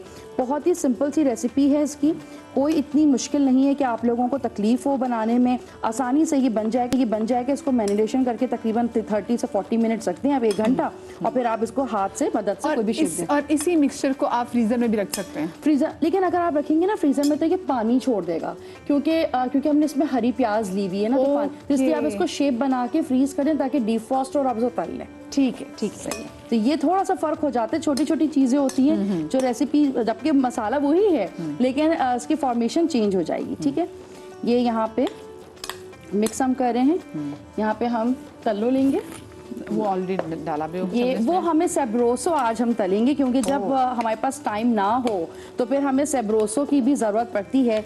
और सेब्रोसो जो है वो अपनी इन्हीं सब चीज़ों से बड़ा मशहूर है, क्योंकि इसकी बड़ी प्रीमियम क्वालिटी है। तो इसलिए हम जो है वो हल्का सा इसमें ऑयल लेंगे।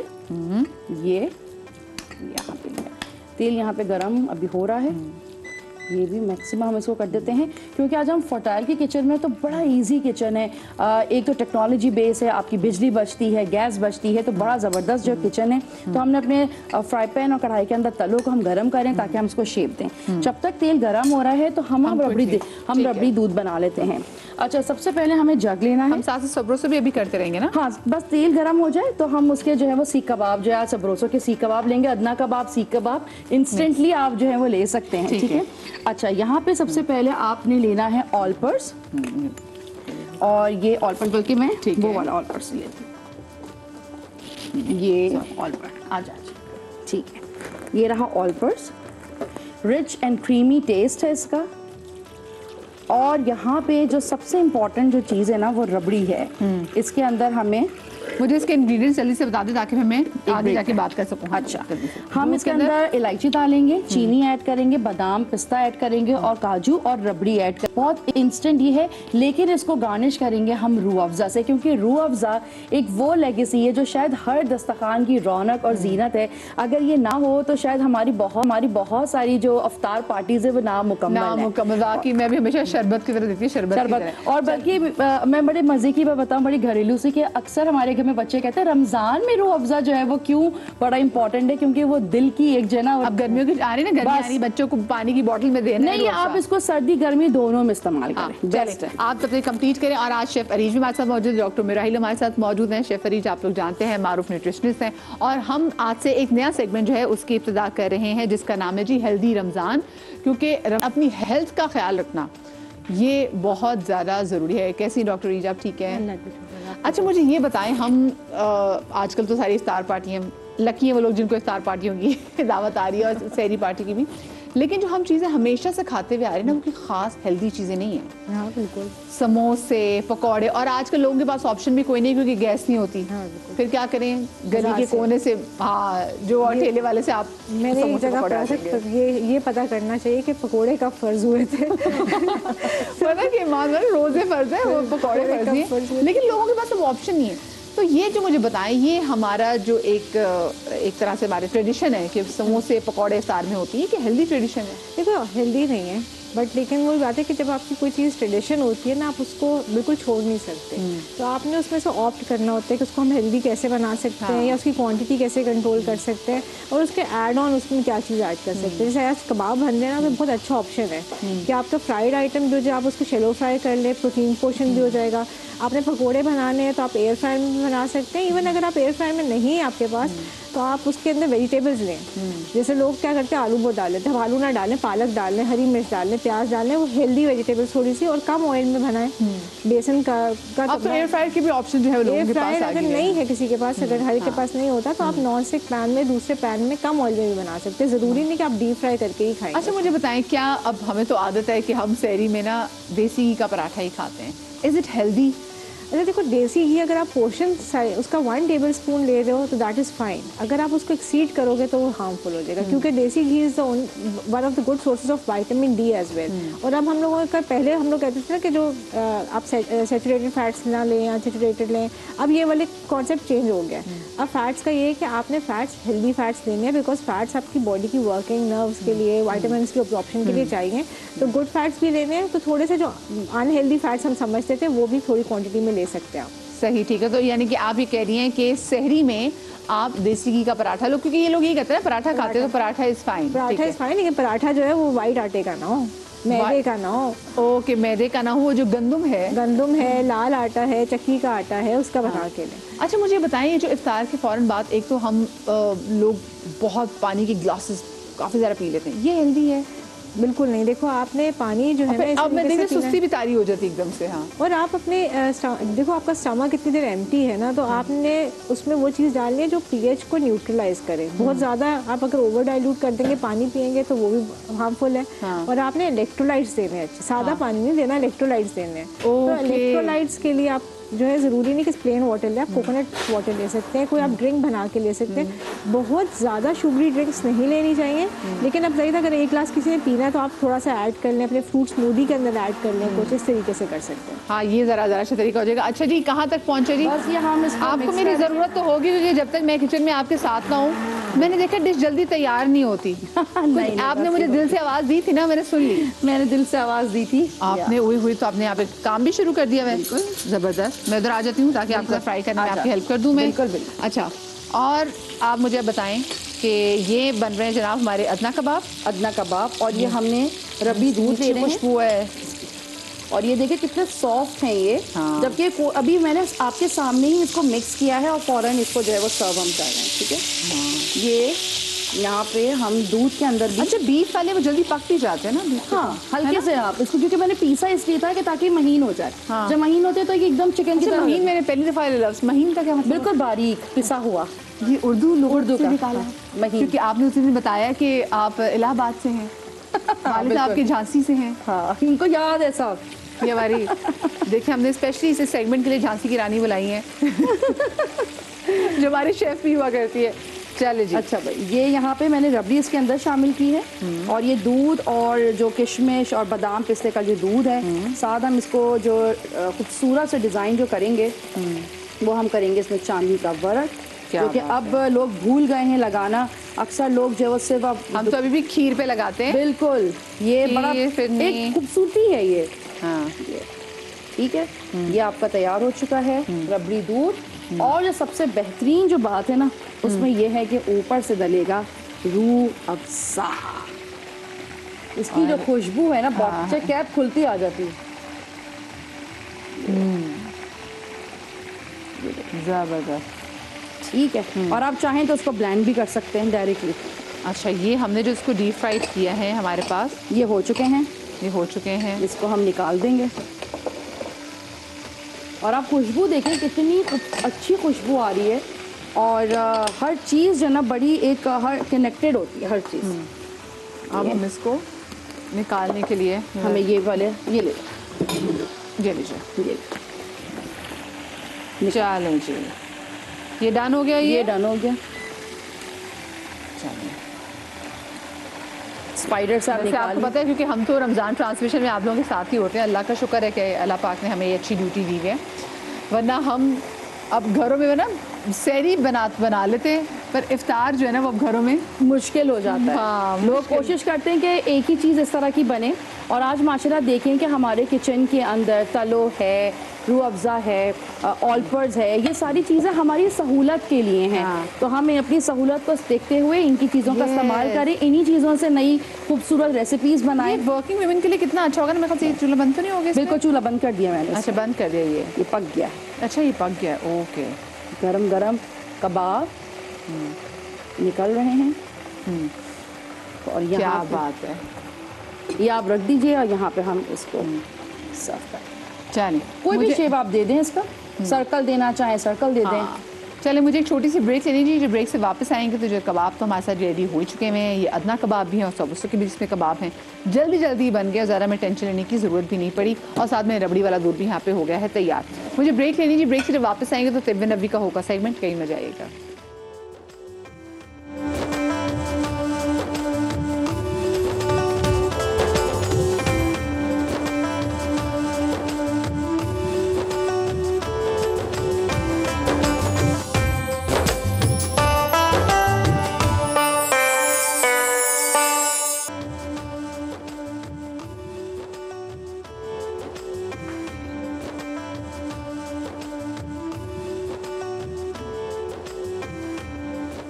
जी, welcome back after the break. और अब हमारा सेगमेंट है तिब्बे नबी का। डॉक्टर मेराइल हमारे साथ किचन काउंटर में मौजूद है। अस्सलाम वालेकुम उम्मे। वालेकुम सलाम। कैसी आप? ठीक है, अल्हम्दुलिल्लाह, अल्लाह का शुक्र। उम्मे, आज आप तिब्बे नबी में किस चीज़ के वाले से बताने जा रही हैं? शहद। और शहद का बहुत ज़्यादा जिक्र है, और अब जैसे कि कुरान में इसका जिक्र मौजूद है, पूरी एक सूरत मौजूद है जो कि शहद की मक्खी के बारे में है। और इस तरह जब हदीस की हम बात करते हैं तो हज़रत अनस बिन मालिक से रिवायत है, नबी पाक सल्लल्लाहु अलैहि वसल्लम ने फरमाया, अपनी हलाल कमाई से, हलाल कमाई के ऊपर गौर कीजिएगा, हलाल कमाई से शहद ख़रीदो और उसमें बारिश का पानी मिला के इसको मतलब बारिश का पानी मिला लो, और ये हर बीमारी के लिए शिफा है। ठीक है। अच्छा, एक तो ये हो गया। दूसरा कि नबी पाक सल्लम को शहद बहुत पसंद था, मिठास उनको बहुत पसंद थी, उसमें एक शहद बहुत ज़्यादा इस्तेमाल करते थे। माउल उसूल जिसे कहा जाता है, शहद का पानी बना के पिया करते थे। एक और हदीस का मफहूम है कि जिसने महीने के शुरू के 3 दिनों में शहद चाट लिया या शहद को पानी के साथ मिला के पी लिया, उसको उस महीने कोई बड़ी बीमारी नहीं होगी। और ये अगर महीना हम देखें तो चांद का महीना हो, चांद का महीना होगा, एग्जैक्टली। पहली चीज़ आपने शहद इस्तेमाल करना है, इसलिए कि हम लोग सोचते हैं अच्छा कौन सा है, बुरा कौन सा है। दूसरी चीज़ बड़ी अच्छी है जिसको अगर गौर किया जाए, हलाल कमाई के साथ, ठीक है, उसमें अल्लाह ताला बरकत डालेगा और जो भी आप लेंगे उसमें अल्लाह की तरफ से बरकत होगी। और जब हदीस की बात करते हैं, तिब की बात करते हैं, तो उसमें 100% शिफा ही शिफा है। बिल्कुल। तो ये 2 चीज़ें हो गई। और शहद के बारे में तो कहा जाता है ये पाक होता है, पाक है और जन्नत में इसकी नहरें बह रही होंगी। और इसके अलावा ये कि आप इसको जब रखते हैं, इसको प्रिजर्व नहीं किया जा सकता, बल्कि ये चीज़ों को प्रिजर्व कर देता है। जितना पुराना शहद होगा उतना अच्छा होगा, कभी ख़राब नहीं होता। जिंदगी भर शहद कभी ख़राब नहीं होगा, चाहे हज़ारों साल पुराना हो। इसकी खास बात यह है, लोग जो शहद को फ्रिज में रख लेते हैं उनमें ठीक होता है? नहीं, रख सकते हैं, रखना इसे चोटियों से बचाने के लिए रखते हैं और कोई वजह नहीं, ख़राब नहीं होता है। अच्छा, लोग शिकायत करते हैं शहद जम गया है, तो वही असली शहद होता है जो नीचे जम जाता है। इसलिए कि जो प्रोसेस शहद होता है उसमें कॉर्न सिरप मिला हुआ होता है, तो वो कभी जमता नहीं है। असली शहद हमेशा जमेगा, उसमें जाल आएगा, उसमें कलर फर्क होगा और उसका रंग बहुत डार्क होगा। ओके, ठीक है। अच्छा, आज हम जो शहद से बना रहे हैं, जैसे इसमें एक और रिवायत है कि आप शहद को जिस चीज़ के लिए इस्तेमाल करो, शरबत के लिए तो वो शरबत है, दवा के लिए तो वो दवा है, अगर किसी मतलब मरहम के तौर पे तो वो मरहम है। तो जिस चीज़ मकसद से इस्तेमाल करेंगे उसको फ़ायदा पहुंचाएगी। आज मैं बना रही हूँ एक ऐसी चीज़, जैसे अभी रमज़ान में ही होता है कि हमें बहुत कमज़ोरी फील होती है, बुज़ुर्गों के लिए, बच्चों के लिए। हम सोचते हैं ऐसी क्या चीज़ इस्तेमाल करें हम इंस्टेंट एनर्जी मिले और हम पूरा दिन एनर्जेटिक रहें। इसमें मैंने ड्राई फ्रूट्स लिए हैं, जो भी आपके घर में मौजूद है आपने क्रश किए हैं, सारे ड्राई फ्रूट्स डालें और इसके अंदर 1 चुटकी मैं सिर्फ डाल रही हूँ कलौंजी का, और इसको हम मिक्स कर देंगे हनी के साथ। अच्छा, ये लोग बना के बेच रहे हैं और ये जार मिलते हैं, और आप इसको ट्राई कीजिएगा। इसलिए कि हमने हज में बड़ा इसकी प्रैक्टिस की थी कि हमारा छोटा भाई हमें रोज़ाना 1 चमचा खिलाता था और हमें कभी थकन नहीं होती थी रोज़। ठीक है, ये बस ये आपने बना के अपने घर में रख लेना है। और 1 चमचा, अब लोग कहेंगे गरम, ऐसा कुछ भी नहीं है, जस्ट 1 चाय का चमचा रोज़ाना, घर के बुजुर्ग हैं, बच्चे हैं, सुबह सहरी में खा लें। अगर बहुत ज़्यादा काम करने वाले लोग हैं तो वो इफ्तार के वक्त भी खा लें, लेकिन 1 चमचा सुबह खा लेंगे, आप पूरा दिन थकेंगे नहीं और पूरी एनर्जी, सारे विटामिन, सारे न्यूट्रिएंट्स आपको मिल जाएंगे। पेट की हेल्थ के लिए, आपके जिगर के जो ना जिगर का उसको फाल करता है, एक्टिव करता है, उसके लिए बहुत ज़्यादा इफेक्टिव है। और अगर स्किन की बात करें, एंटी एजिंग के लिए, आपकी सोराइसिस के लिए, अल्सर के लिए, जख्मों के लिए और टैनिंग के लिए बेस्ट है। आप सिर्फ जो है शहद मुंह पे लगा लें, आधे घंटे के बाद फेस को वॉश कर लीजिए, आपके बिल्कुल एजिंग खत्म हो जाएगी, एकदम स्किन लिफ्ट हो जाती है। क्या बात है, मतलब देखिए आज शहद को अगर आजकल हम देखा जाए स्पेसिफिकली, तो आज भी जो लोगों को ज़रूरत है, लोग जो एंटी एजिंग की इतनी चीज़ों की तरफ जा रहे हैं, तो उसमें भी शहद जो है इतना क्या कहते हैं लोगों के लिए एफिशिएंट काम करता है। थैंक यू सो मच जी। डॉक्टर मिराहिल हमारे साथ मौजूद थी किचन में। मुझे छोटी सी ब्रेक लेनी है, ब्रेक करूँगी तो हमारा होगा सेगमेंट बनो समा की आवाज़, कहीं मत जाइएगा।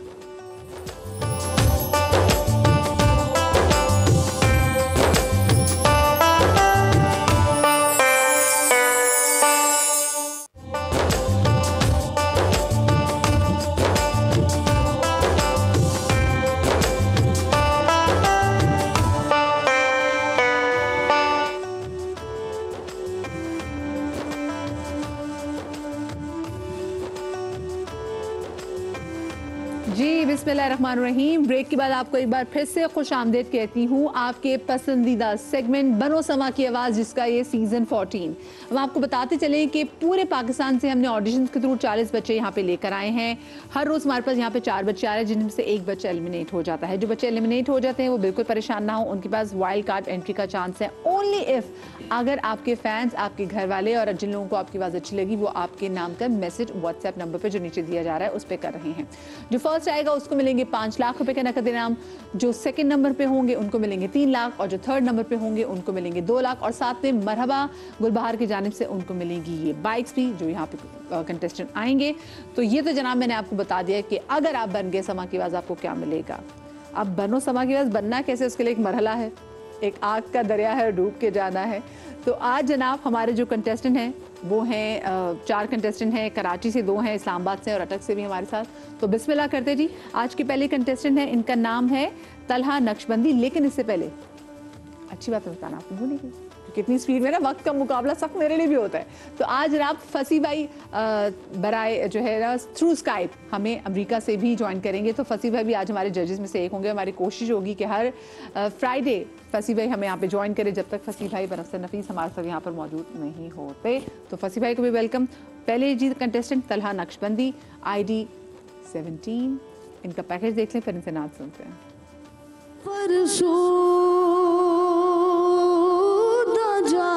बरसमा की आवाज के आज के नातिया मुकाबले में हमारे साथ परफॉर्म करने आ रहे हैं तलहा नक्शबंदी, जो ताल्लुक रखते हैं कराची से। यूं तो तलहा स्कूल के तालिब इल्म है, लेकिन नात ख्वानी का भी बेहद शौक रखते हैं।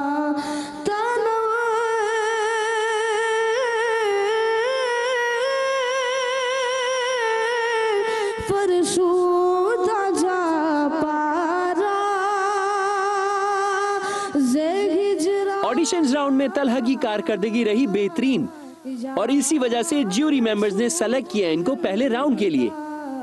आज पहली बार समा के प्लेटफॉर्म पर तशरीफ लाए हैं। आज की इनकी परफॉर्मेंस कैसी रहेगी, सुनते हैं तलहा की आवाज। इनकी ID है 17।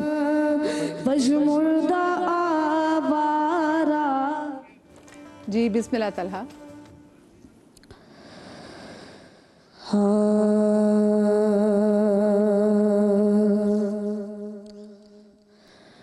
झुकी हुई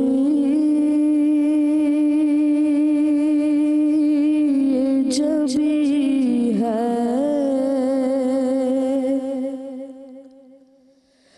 हुजूर देखना,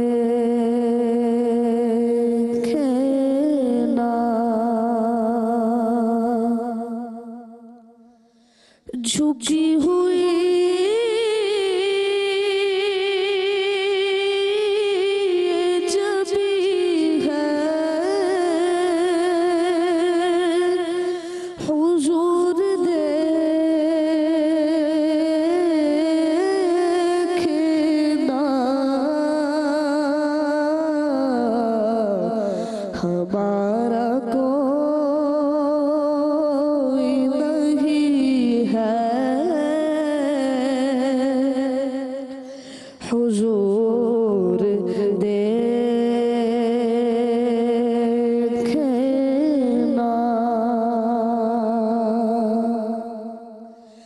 किसी का कोई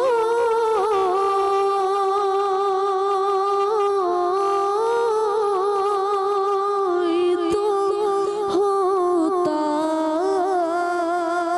है, इतने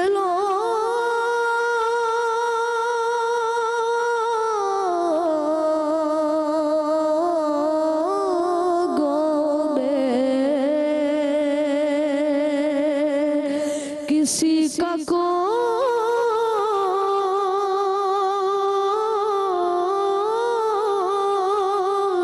तो होता है, इतने लोगों में हमारा कोई नहीं है, हुजूर देखला।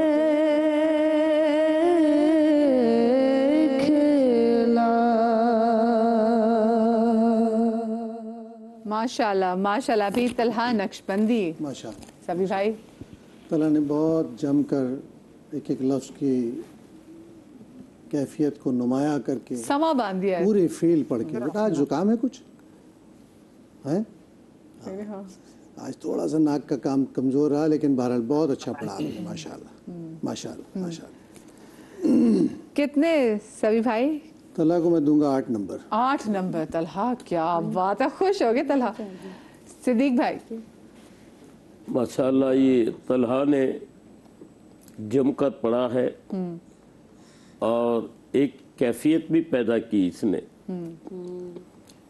बड़ा खूबसूरत अंदाज में इसने पढ़ा है और बड़ी सादगी से पढ़ा है। कोई मुड़कियाँ नहीं लगाई, कोई ऐसा अंतरा ऐसा नहीं उठाया जो कानों को बेसुरा लगे। अच्छा पढ़ा है। और इंतखाब भी अच्छा था। और कितने नंबर देंगे आप इनको? मैं भी 8 ही नंबर दूंगा। 8 नंबर देंगे? चले जी, अब हम चलते हैं। चले 8 नंबर दे देते हैं। अब हम जनाब आपको बराहिलास बाहर क्या हो गया, मुझे खुशी में ऐसा होता है जब आप बगैर उड़े जहाँ अमेरिका पहुंचे। हम जनाब जाते हैं, रुख करते हैं अमेरिका के, जहाँ पर मौजूद है हमारे साथ फसी भाई। अस्सलाम वालेकुम फसी भाई। वालेकुम सलाम। जी फसी भाई, आपने तलहा नक्शबंदी का सुनी, उन्होंने जो नात पढ़ी, आप क्या कहना चाहेंगे और आप उनको कितने नंबर देंगे? तलहा नक्शबंदी ने बहुत अच्छा पढ़ा, और देखे ना रदीफ शायर ने जिस तरह इसको इस्तेमाल किया उसका भी जवाब नहीं। मेरे ख्याल में अगर मेरे नंबर आप काउंट करेंगे तो मेरी तरफ से इनको 9 नंबर। 9 नंबर? अरे भाई आसान नहीं है फसी भाई से इतने सारे नंबर लेना। तलहा आपको बड़ी मुबारक हो भाई, माशाल्लाह माशाल्लाह, क्या बात है फसी भाई। अमेरिका जाके फसी भाई ने नंबर ज्यादा देना शुरू कर दिए। नहीं बहुत अच्छा पढ़ा, माशाल्लाह माशाल्लाह। अगर ये 9 नंबर नहीं दूंगा तो फिर हक तलफी हो जाएगी इसकी। बात क्या बात है, क्या बात है। थैंक यू फसी भाई। चले जी, ये जनाब तलहा आपको मिले 9 नंबर। फसी भाई की जानिब से आपको बहुत बहुत मुबारक हो। हमारे जो आज की दूसरी कंटेस्टेंट है जनाब, हम उनकी तरफ भी रुख करेंगे, लेकिन जो जिनका आईडी नंबर 18 है, अच्छा ठीक है, ओके जी, कराची से हमारे जो आज दूसरे कंटेस्टेंट हैं, इनका आईडी नंबर है 20, ठीक है। अभी 17 थे हमारे साथ, आईडी नंबर 20 पे हमारे साथ है जनाब मैसम, इनका ताल्लुक है कराची से। इससे पहले कि मैसम यहाँ पे नात पढ़े, मैं आपको इनके हवाले से पैकेज सुनाती हूँ।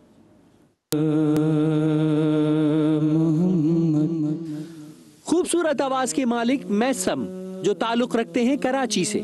मैसम की सुरीली आवाज और इनका मुनफरिद अंदाज इनकी नात खानी को मुख्तलिफ बनाता है।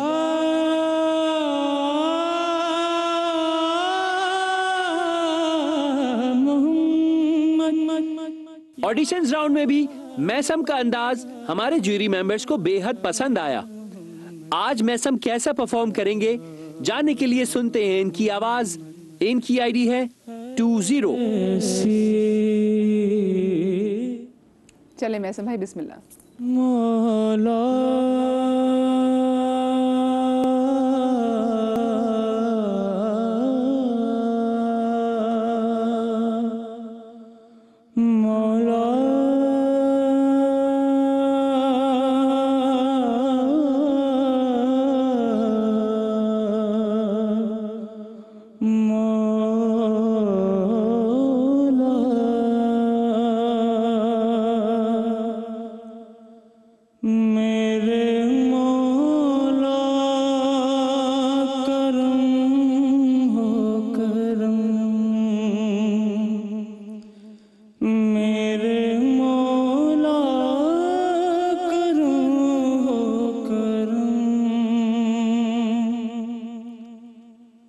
तुझसे फरियाद करते हैं हम, तुझसे फरियाद करते हैं हम, मेरे मौला करम हो करम, मेरे मौला करम हो करम,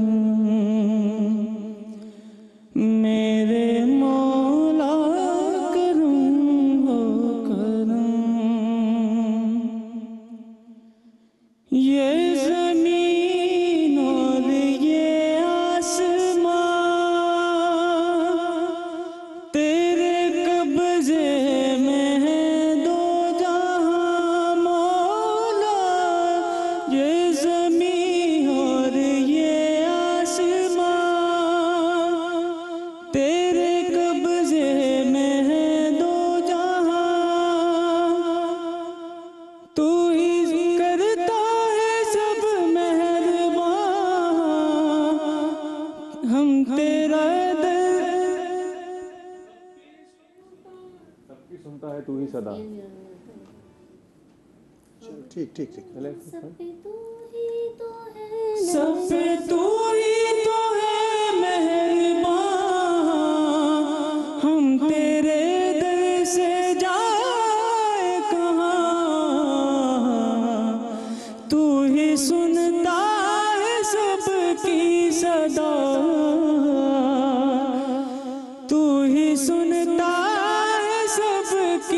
सदा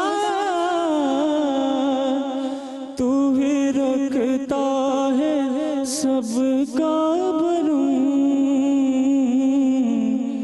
मेरे मौला करम हो करम मेरे मौला करम हो करम। मैसम भूल गए थे दरमियान में, भूल गए थे। ओह ये एक गलती, ये तो गलती है। ठीक है, आवाज़ बहुत प्यारी है लेकिन थोड़ा सा मुझे आपके, अच्छा एक चीज़ में जितने भी नात खाने मैं उनको कहना चाहती हूँ बस एहतराम कि हमारे हाथों की मूवमेंट ना बड़ी मैटर करती है नात खाने में। सो हम ठीक है, हम मुर्कियाँ ले रहे होते हैं, हम सुर ले रहे होते हैं, हमारे हाथों की वो बड़ी हेल्प मिलती है जब हाथों की मूवमेंट से, लेकिन आपने ये देखना है कि नात में भी एक लेवल है जिसमें आप हाथ को बहुत ज़्यादा चला सकते हैं। ठीक है जी सभी भाई। मैं समझ पढ़ा तो ज़ाहिर है कि इसकी आवाज़ भी बहुत खूबसूरत है और हाँ। पढ़ा भी और सुरों के तमाम नोट्स ये बहुत परफेक्ट लेता रहा, लेकिन बेटे मुकाबला है और अगर पढ़ने वाला खुद मस्त हो जाए और हाल खेलने लगे तो मुश्किल हो जाता है। तो आज आपने अपनी पढ़त को अपने भूल जाने से नुकसान बहुत अच्छा पढ़ते हैं। जहन को हाजिर रखना बेटा, एक शेर एक अंतरा पढ़ना, एक अस्ताई एक अंतरा है, उसमें आपका जहन हाजिर रहना भी मुकाबले में का हिस्सा है। परफॉर्मर को अपने आप को मैनेज करना पड़ता है पहले से कि मुझे अगला मिसरा क्या है। ठीक है, बहुत अच्छा पढ़ते हैं लेकिन अब जाहिर है कि एक मसला आ गया है, भूलने वाला इशू था। कितने भाई आपको नंबर देंगे? मैं 7 दूंगा इन्हें। आप इनको देंगे 7 मार्क्स। स्टिल नॉट बैड, आप भूल गए थे 7 नंबर, बड़े नंबर काउंट करते हैं जी। सिद्दीक भाई माशाल्लाह इनका पढ़ने का अंदाज तो बहुत अच्छा है। इन्होंने हमद पढ़ी है ना, ये नात नहीं पढ़ी, हमद पढ़ी जी है। जी मैं ये वाज़े भी कर दूं। जी जी क्या ख्याल है फसी भाई? जी जी हमद पढ़ी है ना, लेकिन वो दरमियान में पता नहीं आपको रोज़े की वजह से कुछ प्रॉब्लम हो रही थी या आप कंफ्यूज हो गए थे जो आप दरमियान में, तो ये कोई ऐसी ख़ास बात नहीं है, लेकिन आपकी पढ़त बहुत अच्छी है और उसी अंदाज में पढ़ते रहें। अल्लाह ताला आपको जज़ाए खैर अता फरमाए। इलाही आमीन। कितने नंबर देंगे सिद्दीक भाई आप इनको? 7। क्या बात है। फसी भाई मैसम का पढ़ना, नात पढ़ना कैसा लगा आपको और आप उनको कितने नंबर देंगे? मैसम ने बहुत अच्छा पढ़ा, लेकिन ये मेरे मौला करम करम इतना इन्होंने इसको रिपीट किया, इसकी ज़रूरत नहीं थी उसका रिपीट करने की। सिर्फ एक इतने से जुमले को, इतने से मेरे मौला करम है करम, इसको बहुत ज़्यादा रिपीट किया। 12 वो भूल गया। मैं इनको 6 नंबर दूंगा। अच्छा ठीक है, ठीक है, चले जी, स्टिल नॉट बैड। आपको फसी भाई ने 6 नंबर्स दिए हैं मैसम, वेरी वेल डन। चले जी, अब ज़रा इससे पहले कि मैं अगले हमारे कंटेस्टेंट के पास जाऊँ, कुछ चीज़ें ज़रा ना नात की कुछ आदाब पे मैं ज़रा चाहती हूँ, ज़रा उस पर भी आप थोड़ी बहुत ज़रूर नज़र डालें सभी भाई कि नात के वैसे आदाब क्या आने कंटेस्टेंट हैं वो, क्योंकि मुकाबला है, महफिलों में पढ़ते उनको नहीं पता चलता, लेकिन मुकाबले के जब आ रहे हैं लोग देख रहे हैं तो उनको आइडिया हो। असल में जो लोग एक ख़ास बैकग्राउंड से आते हैं ना मौसीकी से, उनके लिए हाथ की मूवमेंट जो है मोटिवेशन होती है जी। लेकिन नात पढ़ते वक्त बेटा, नात नबी करीम सल्लल्लाहु अलैहि वसल्लम की बारगाह में अल्फाज आवाज़ के ज़रिए हाज़िरी देना है। तो हुज़ूर अलैहिस्सलाम की बारगाह में तो सर झुकाकर हाथ दस्तबस्ता रख कर ही हाज़िरी देना पड़ती है, तो हाज़िरी की मार्फत खुलती है, हाज़िरी के रंग वजूद पर असरअंदाज होते हैं, जहन और कल्ब को रोशन करते हैं। आम दुनिया के गाने गाने में ठीक है, आप इंसान ख़ुद को मोटिवेट करता है कि अब मैं ये सुर लूँगा, ये लेना है, ये ले रहा हूँ, तो इजहार का एक ज़रिया है, वहाँ तो ठीक है बेटा। लेकिन नात पढ़ते हुए बहुत ज़्यादा एहतियात की ज़रूरत है, आइंदा कोशिश कीजिए। वैसे मुझे बताएं आपके साथ कभी ऐसा हुआ इस मुकाबले में आप लोग पढ़े और भूल गए दरमियान में? मुकाबले में तो नहीं हुआ, लेकिन मेरे लाइफ का फर्स्ट परफॉर्मेंस था जो मैं 4 साल की थी, तो तब मेरे साथ ये हुआ था। पहली लाइन पढ़ी और 4 साल में? 4 साल की थी। चलो उसमें तो माफ है। मैं बताऊं, जब मैं समा पर आया था 2013 में, जब मैं कंपटीशन में आया था, तो मैंने जब शुरू किया था सभी भाई तो मेरे हाथ पैर सुन हो गए थे और मैं यूँ शिवरिंग कर रहा था, यूँ काँप रहा था, लेकिन अल्हम्दुलिल्लाह इतना कंट्रोल था कि पढ़ के नाक पूरी एक अंतरा एक अस्थाई पढ़ी और फिर और हम तो चाय पी के रोजा रखते थे, यकीन जाने खाते भी नहीं थे इस डर के हम यहाँ पे सहरी के टाइम में ट्रांसमिशन होती है, मुझे छोटी सी ब्रेक लेनी चाहिए, ब्रेक के बाद हाजिर होते हैं। हाँ सहरी के टाइम आगा जी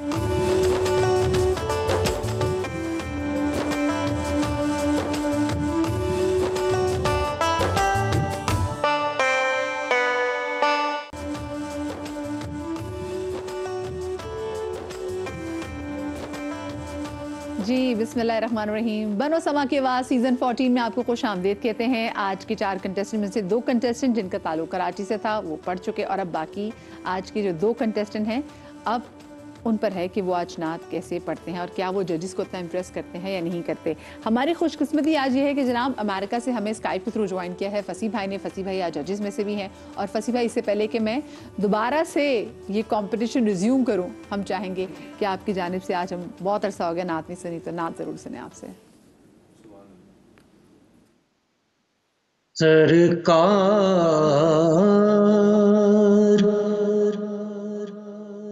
मुझे को अपनी पनाह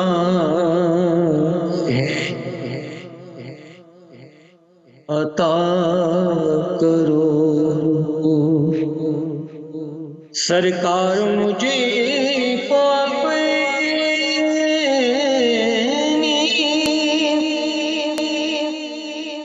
पनाह अता करो। अपने करम की मुझे को निगाह अता करो। अपने करम की मुझे को निगाह अता हो जाए बारगाह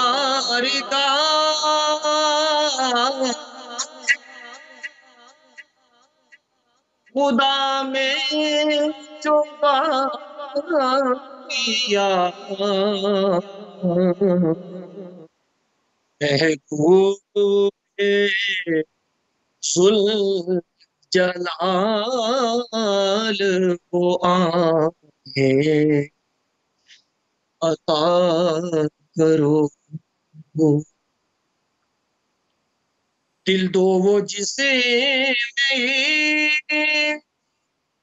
इश्क तुम्हारा हो मुझे जो तुमको देख दे वो निगाहें अता करो। कब तक तुम्हारे ही दिल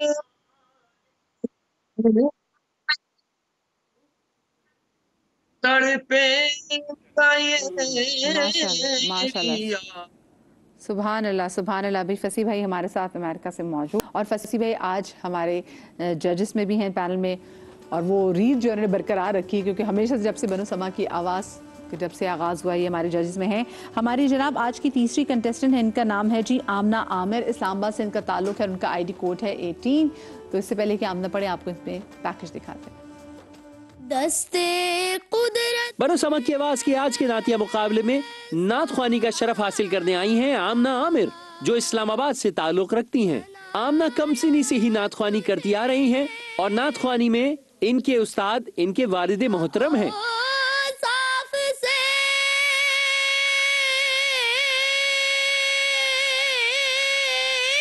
नात ख्वानी में इनका मासूम अंदाज हमारे ज्यूरी मेंबर्स को बेहद पसंद आया, और इसी वजह से इनको सेलेक्ट किया गया पहले राउंड के लिए।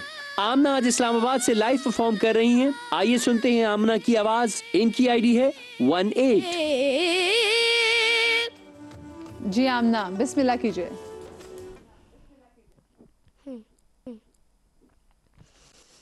बने हैं दोनों जहां शाह दो सरा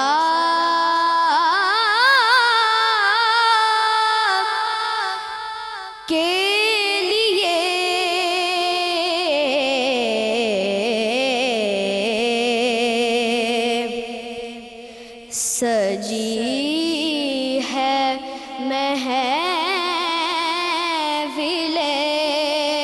कौनैन मुस्तफा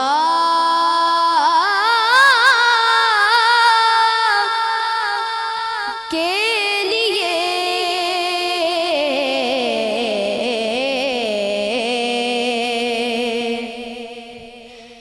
गदाए कूए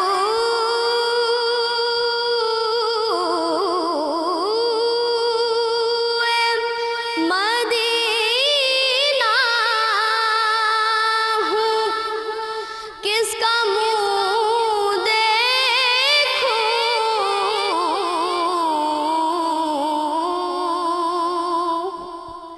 गदाए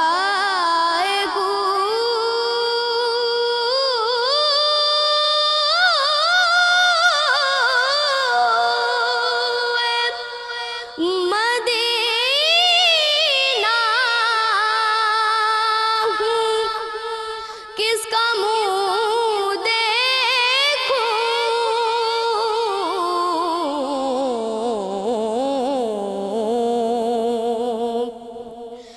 उन्हीं की बख्शिशें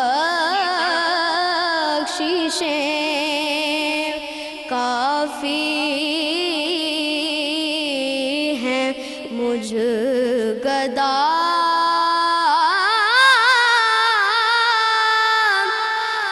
के लिए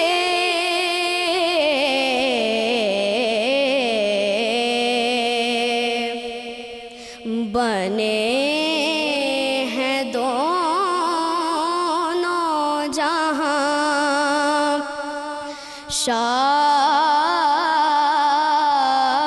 दो सरा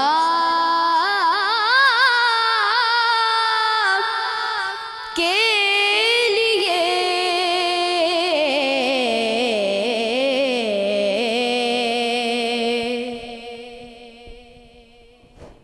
माशाल्लाह माशाल्लाह जज़ाकल्लाह भाई। आमना आमिर इस्लामाबाद से इनका ताल्लुक है। आईडी इनका 18 यानी कि 18। सभी भाई कैसा पढ़ा आमना ने? माशाल्लाह आमना कम उम्र है लेकिन परफॉर्मेंस इनकी माशाल्लाह, और ज़ाहिर है हम दूर से भी सुन रहे हैं, इसके बावजूद भी एक ऐसा तासुर कायम करने में कामयाब हुई हैं, तो ये इनकी कामयाबी है। बहुत अच्छा पढ़ा बेटे आपने माशाल्लाह। और कितने नंबर देंगे आप आमना को? अब आमना को नंबर देने पड़ेंगे 9 मुझे। 9 देने पड़ेंगे से क्या मुराद होते हैं उसकी वजह यह है कि इसमें अब सोचने का मौका नहीं है, देने हैं। सही सही आप मेरी बात समझ गए जी सिद्दीक भाई। माशाल्लाह आमना नाम है। जी जी आमना आमिर। बाकायदगी के साथ एक सनाखा जिस तरह से पढ़ते हैं और एक महफिल में जिस अंदाज में पढ़ते हैं, उसी तरह इस बच्ची ने नात पढ़ी है और कहीं भी इसने जगह नहीं छोड़ी कि हम नंबरों में ज़रा सा भी इसके लिए वो कर सकें। मुझे लगता है आगे जाके ये बड़े सनाखानों की फहरिस्त में इनका नाम इंशाअल्लाह शामिल है ही, लेकिन इंशाअल्लाह बहुत अच्छा पढ़ा है इन्होंने। आप कितने नंबर देंगे अब? मैं इनको 8.5 नंबर दूंगा। 8.5 नंबर, ताकि अगली के लिए गुंजाइश भी छोड़ी जा सके। चले ठीक है, ताकि जो अगली कंटेस्टेंट आएंगे यानी कि ठीक है जी। फसी भाई कैसा लगा आपको आमना का कलाम पढ़ना? आमना ने अच्छा पढ़ने की कोशिश की और मेरे ख्याल में कि ज़रूरत से ज़्यादा मुर्कियाँ ली इन्होंने, और बाज़ जगह तो इनकी आवाज़ ऐसी थी जैसे चीख नहीं होती, इस तरह उसका एक तासुर मैंने महसूस किया। मैं इनको 7 नंबर दूंगा। अच्छा ठीक है 7 नंबर। फिर भी फसी भाई आपके दिए 7 नंबर हमें मालूम है, जिन्होंने आपसे नंबर लिए उनको तो बहुत अच्छे तरीके से पता है। चले जी, आमना आमिर इस्लामाबाद से हमारी कंटेस्टेंट थी, बड़े अच्छे नंबर मिले जनाब उनको 9 और 7। तो जनाब आमना वेल डन बच्चे, आपने बहुत अच्छा पढ़ा। हमारे जो आज के आखिरी कंटेस्टेंट हैं इनका नाम है मोहम्मद अली सिद्दीक। तो टाइम है अब इनके? ठीक है चले जी, जरा हम पहले इन पे पैकेज देख लेते पहले।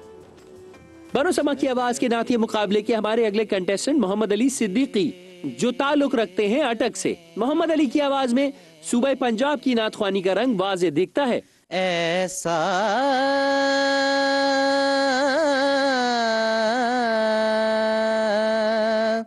ऑडिशंस राउंड में भी इनकी परफॉर्मेंस काबिले दीद रही।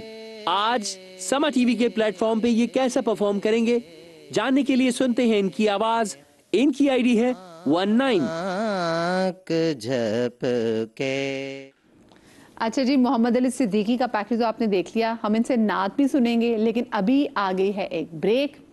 ब्रेक से जब वापस आएंगे तो हम इनसे नात भी सुनेंगे और फिर इन कमेंट्स भी होंगे, इनके नंबर्स भी देखेंगे और फिर ये देखना है कि आज वो कौन 3 ऐसे कंटेस्टेंट हैं जिनके हाईएस्ट मार्क्स हैं और वो कौन सा एक कंटेस्टेंट है जिसके कम नंबर हैं और कम नंबर वाला ही आज के कंपटीशन से एलिमिनेट हो जाएगा। ये सब जानेंगे, लेकिन उससे पहले मुझे एक छोटी सी ब्रेक लेनी है। ब्रेक के बाद हाजिर होते हैं।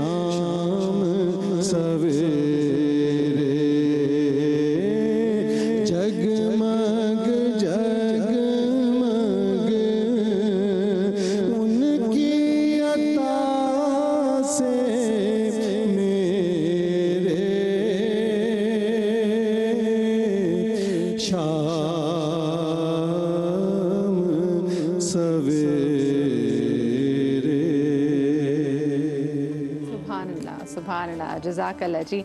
अब चलते हैं हमारे आज के आखिरी कंटेस्टेंट की जानिब, जिनका नाम है मोहम्मद अली सिद्दीकी और उनका ताल्लुक़ है अटक से। एक बार फिर से इन पर ये पैकेज देख लेते हैं और फिर उनसे हम नात सुनेंगे।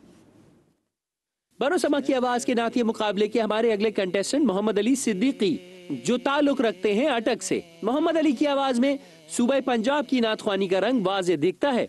ऐसा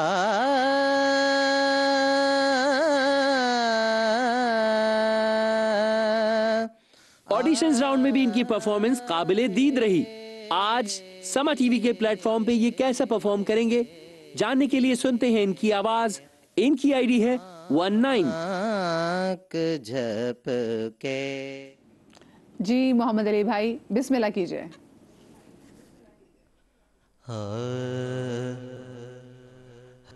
हश्र में खुद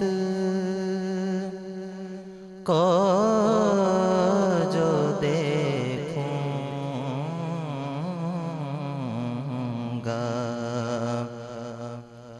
बिखर जाऊंगा।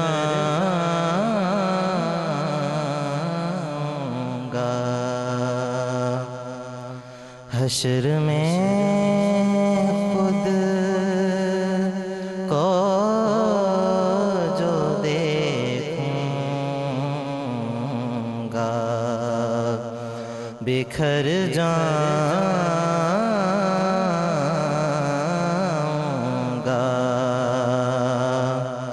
आपने गर ना संभाला तो किधर जाऊंगा।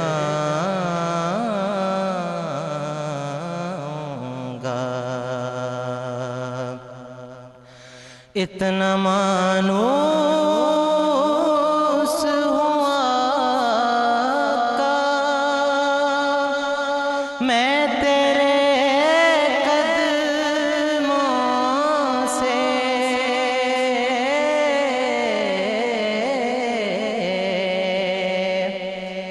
इतना मानूस हुआ का मैं तेरे कदमों से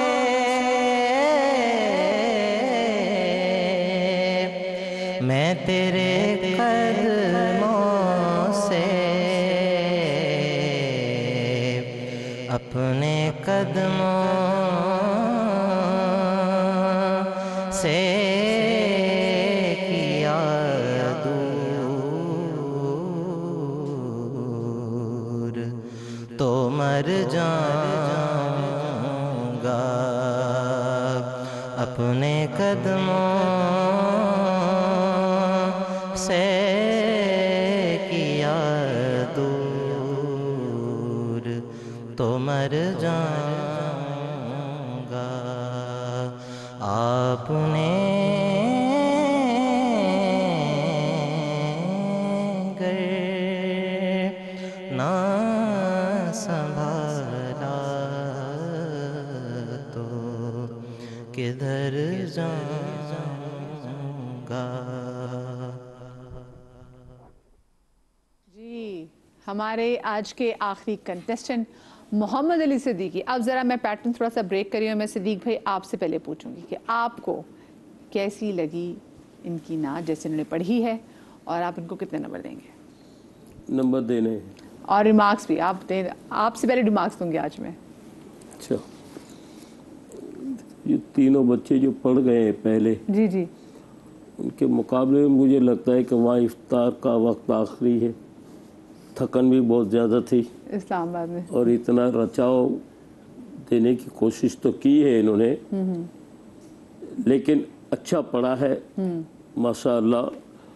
मैं इनको 7 नंबर दे देता हूँ। 7 नंबर, ठीक है। वैसे मुझे बताएं मोहम्मद अली सिद्दीकी भाई, अभी इफ्तार में कितना वक्त बाकी है? हमारे यहाँ इफ्तार हो चुका है। अच्छा, उनके यहाँ इफ्तार हो चुका है, ये इस्लामाबाद में है क्योंकि इस्लामाबाद स्टूडियो में मौजूद हैं। ठीक है ठीक है ठीक है ठीक है। तो फिर आप पानी पीने का आपको वक्त मिला? जी खजूर खा रही थी। अच्छा, खजूर खा ली थी। ठीक है ठीक है जी। अच्छा जी, सिद्दीक भाई ने तो दिए इनको 7 नंबर। सभी भाई आपको इनकी कैसी मोहम्मद लगी? अली सिद्दीकी यकीनन अच्छा पढ़ने वाले हैं और बेहतर पढ़ते हैं, लेकिन इस कलाम की जो फ़ील है ना, रफ़ीक ज़िया का लिखा हुआ और पढ़ा हुआ कलाम है। बेटे ये जो बिखर जाऊँ का लफ्ज़ है ना, इसमें इतना डिले नहीं करना है, क्योंकि ये लफ्ज़ तकाजा करता है बिखरने का और बिखरने के तासुर का। बिखर जाऊँगा बहुत कोमल तरीके से अदा करना था, वो आप वैसा पिक नहीं कर सके जैसा कि, हालांकि अंतरे में आपने एक जगह खूबसूरत ली, बहुत अच्छी, बहुत परफेक्ट, लेकिन ये कि बेटे कलाम को जिस फ़ील के साथ वो राइज हो गया ना, जहनों में बस गया, उसी के मुताबिक पढ़ने की कोशिश करो। उसमें कोई नई इख्तरा उस वक्त अच्छी लगती है जब कोई बहुत बड़ा काम करके आप दिखाते हैं। तो आपकी परफॉर्मेंस बेटे इस नात में कोई बहुत वाज़े नहीं रही, बहुत खूब नहीं रही जिसे कहना चाहिए, यानी इसको उस फील से पढ़ लेते तो शायद हो जाता। सभी भाई, फिर आप इनको कितने नंबर देंगे? मैं इनको 7 नंबर दूंगा। अच्छा, आप भी इनको देंगे 7 नंबर। फसी भाई, आपको कैसी लगी इनकी नात और आप इनको कितने नंबर देंगे? मोहम्मद अली सिद्दीकी साहब शुरू से आखिर तक बिल्कुल कच्चापन था उनके पढ़ने में, कहीं कोई रचाव नहीं था, कोई उन्होंने कोशिश भी नहीं की कि उसको अच्छे अंदाज में पेश करने की कोशिश करें। और कदमों में उन्होंने कई जगह जो है ना वो छोटे काफ का इस्तेमाल किया, कदमों को छोटे काफ से कदमों कदमों उन्होंने कहा। मैं इनको 6 नंबर दूंगा। अच्छा, आप देंगे इनको 6 नंबर। चलें चलें, ठीक है जी। तो अब मेरे पास जितने भी कंटेस्टेंट हैं उनके नंबर्स आ चुके हैं, तो अब ज़रा मैं यहाँ पे आपको टोटल करके बताना शुरू करती हूँ कि किसके कितने नंबर। जो आज के पहले कंटेस्टेंट, जो हमारे सबसे छोटे और यंगेस्ट कंटेस्टेंट थे आज के, तलहा नक्शबंदी, उनके आज आप आ जाए। तलहा आप भी आ जाए, मैसम आप भी आ जाएं। तलहा के टोटल मार्क्स है जी 25, ठीक है। और उसके बाद आमना आमिर जो हैं उनको मिले हैं 24.5।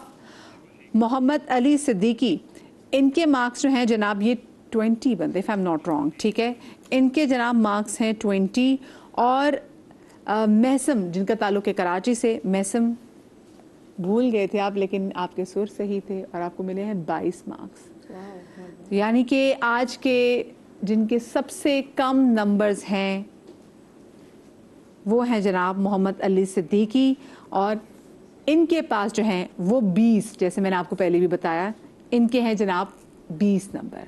सो मोहम्मद अली सिद्दीकी भाई, आप आज जो है इस मुकाबले से आज आपको जाना होगा, लेकिन आपके जो देखने वाले हैं, जो आपको देख रहे हैं, और आप लोग जानते हैं कि मोहम्मद अली सिद्दीकी बहुत अच्छा पढ़ते हैं, तो आप इनको अभी भी वोट कर सकते हैं, क्योंकि ये सबसे अच्छी बात है कि जो लोग इस मुकाबले से बाहर निकल भी जाएंगे तो उनके पास वाइल्ड कार्ड का जो चांस है ना वो मौजूद रहेगा, ठीक है।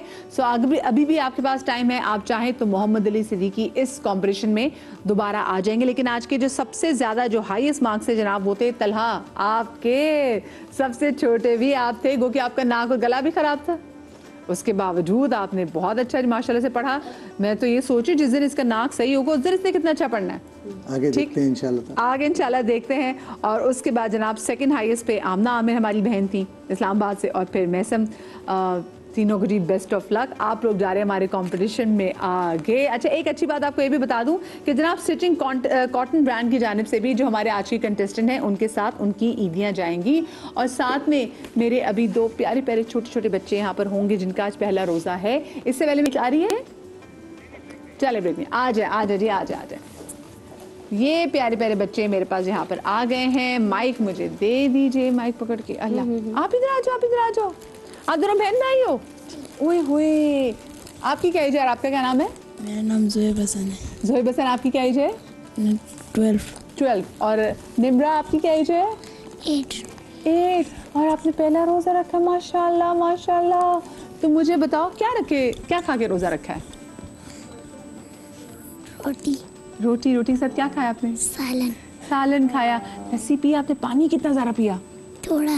थोड़ा पानी पिया। हाय, ज़्यादा पानी नहीं पिया है। मुझे बताओ, रोज़ा लगा? जी।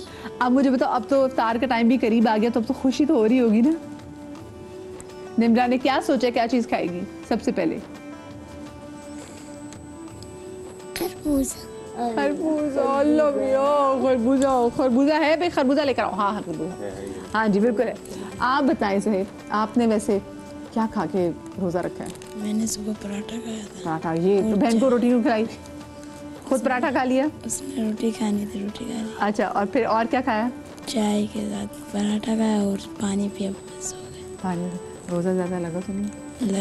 लग रहा है ये जानी। किस चीज़ की सबसे ज़्यादा तलब, यानी कि जो दिल कर रहा है वो क्या चीज़ थी जी? किस चीज़ की सबसे ज़्यादा खाने का दिल कर रहा था या पीने का दिल कर रहा था? सबसे पानी। हाय पानी पी लिया होगा। हाँ ये सलमान भी कह रहे पी लिया होगा, पिया तो नहीं ना? चेहरे से नहीं। नहीं अच्छा बच्चा। चले जी, आप दोनों को आपका पहला रोज़ा बहुत बहुत मुबारक हो। जनाब ही हमारे साथ करेंगे बच्चे आज इफ्तार, और इससे पहले कि हम आप लोगों से रुखसत लें, ऐसा हो ही नहीं सकता कि हम सिद्दीक भाई से।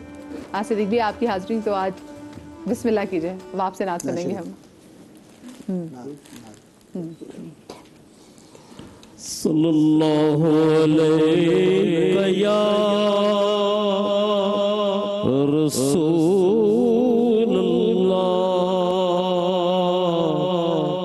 वसल्लम अलैका या हबीबल्लाह।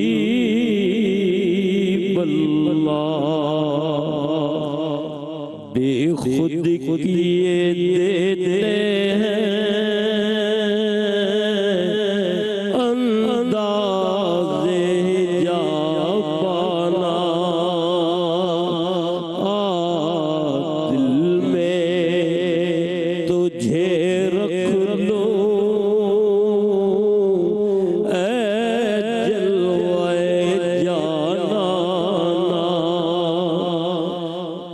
बस इतना करम करना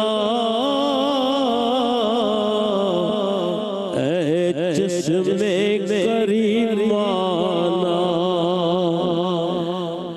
बस इतना करम करना ऐ चश्मे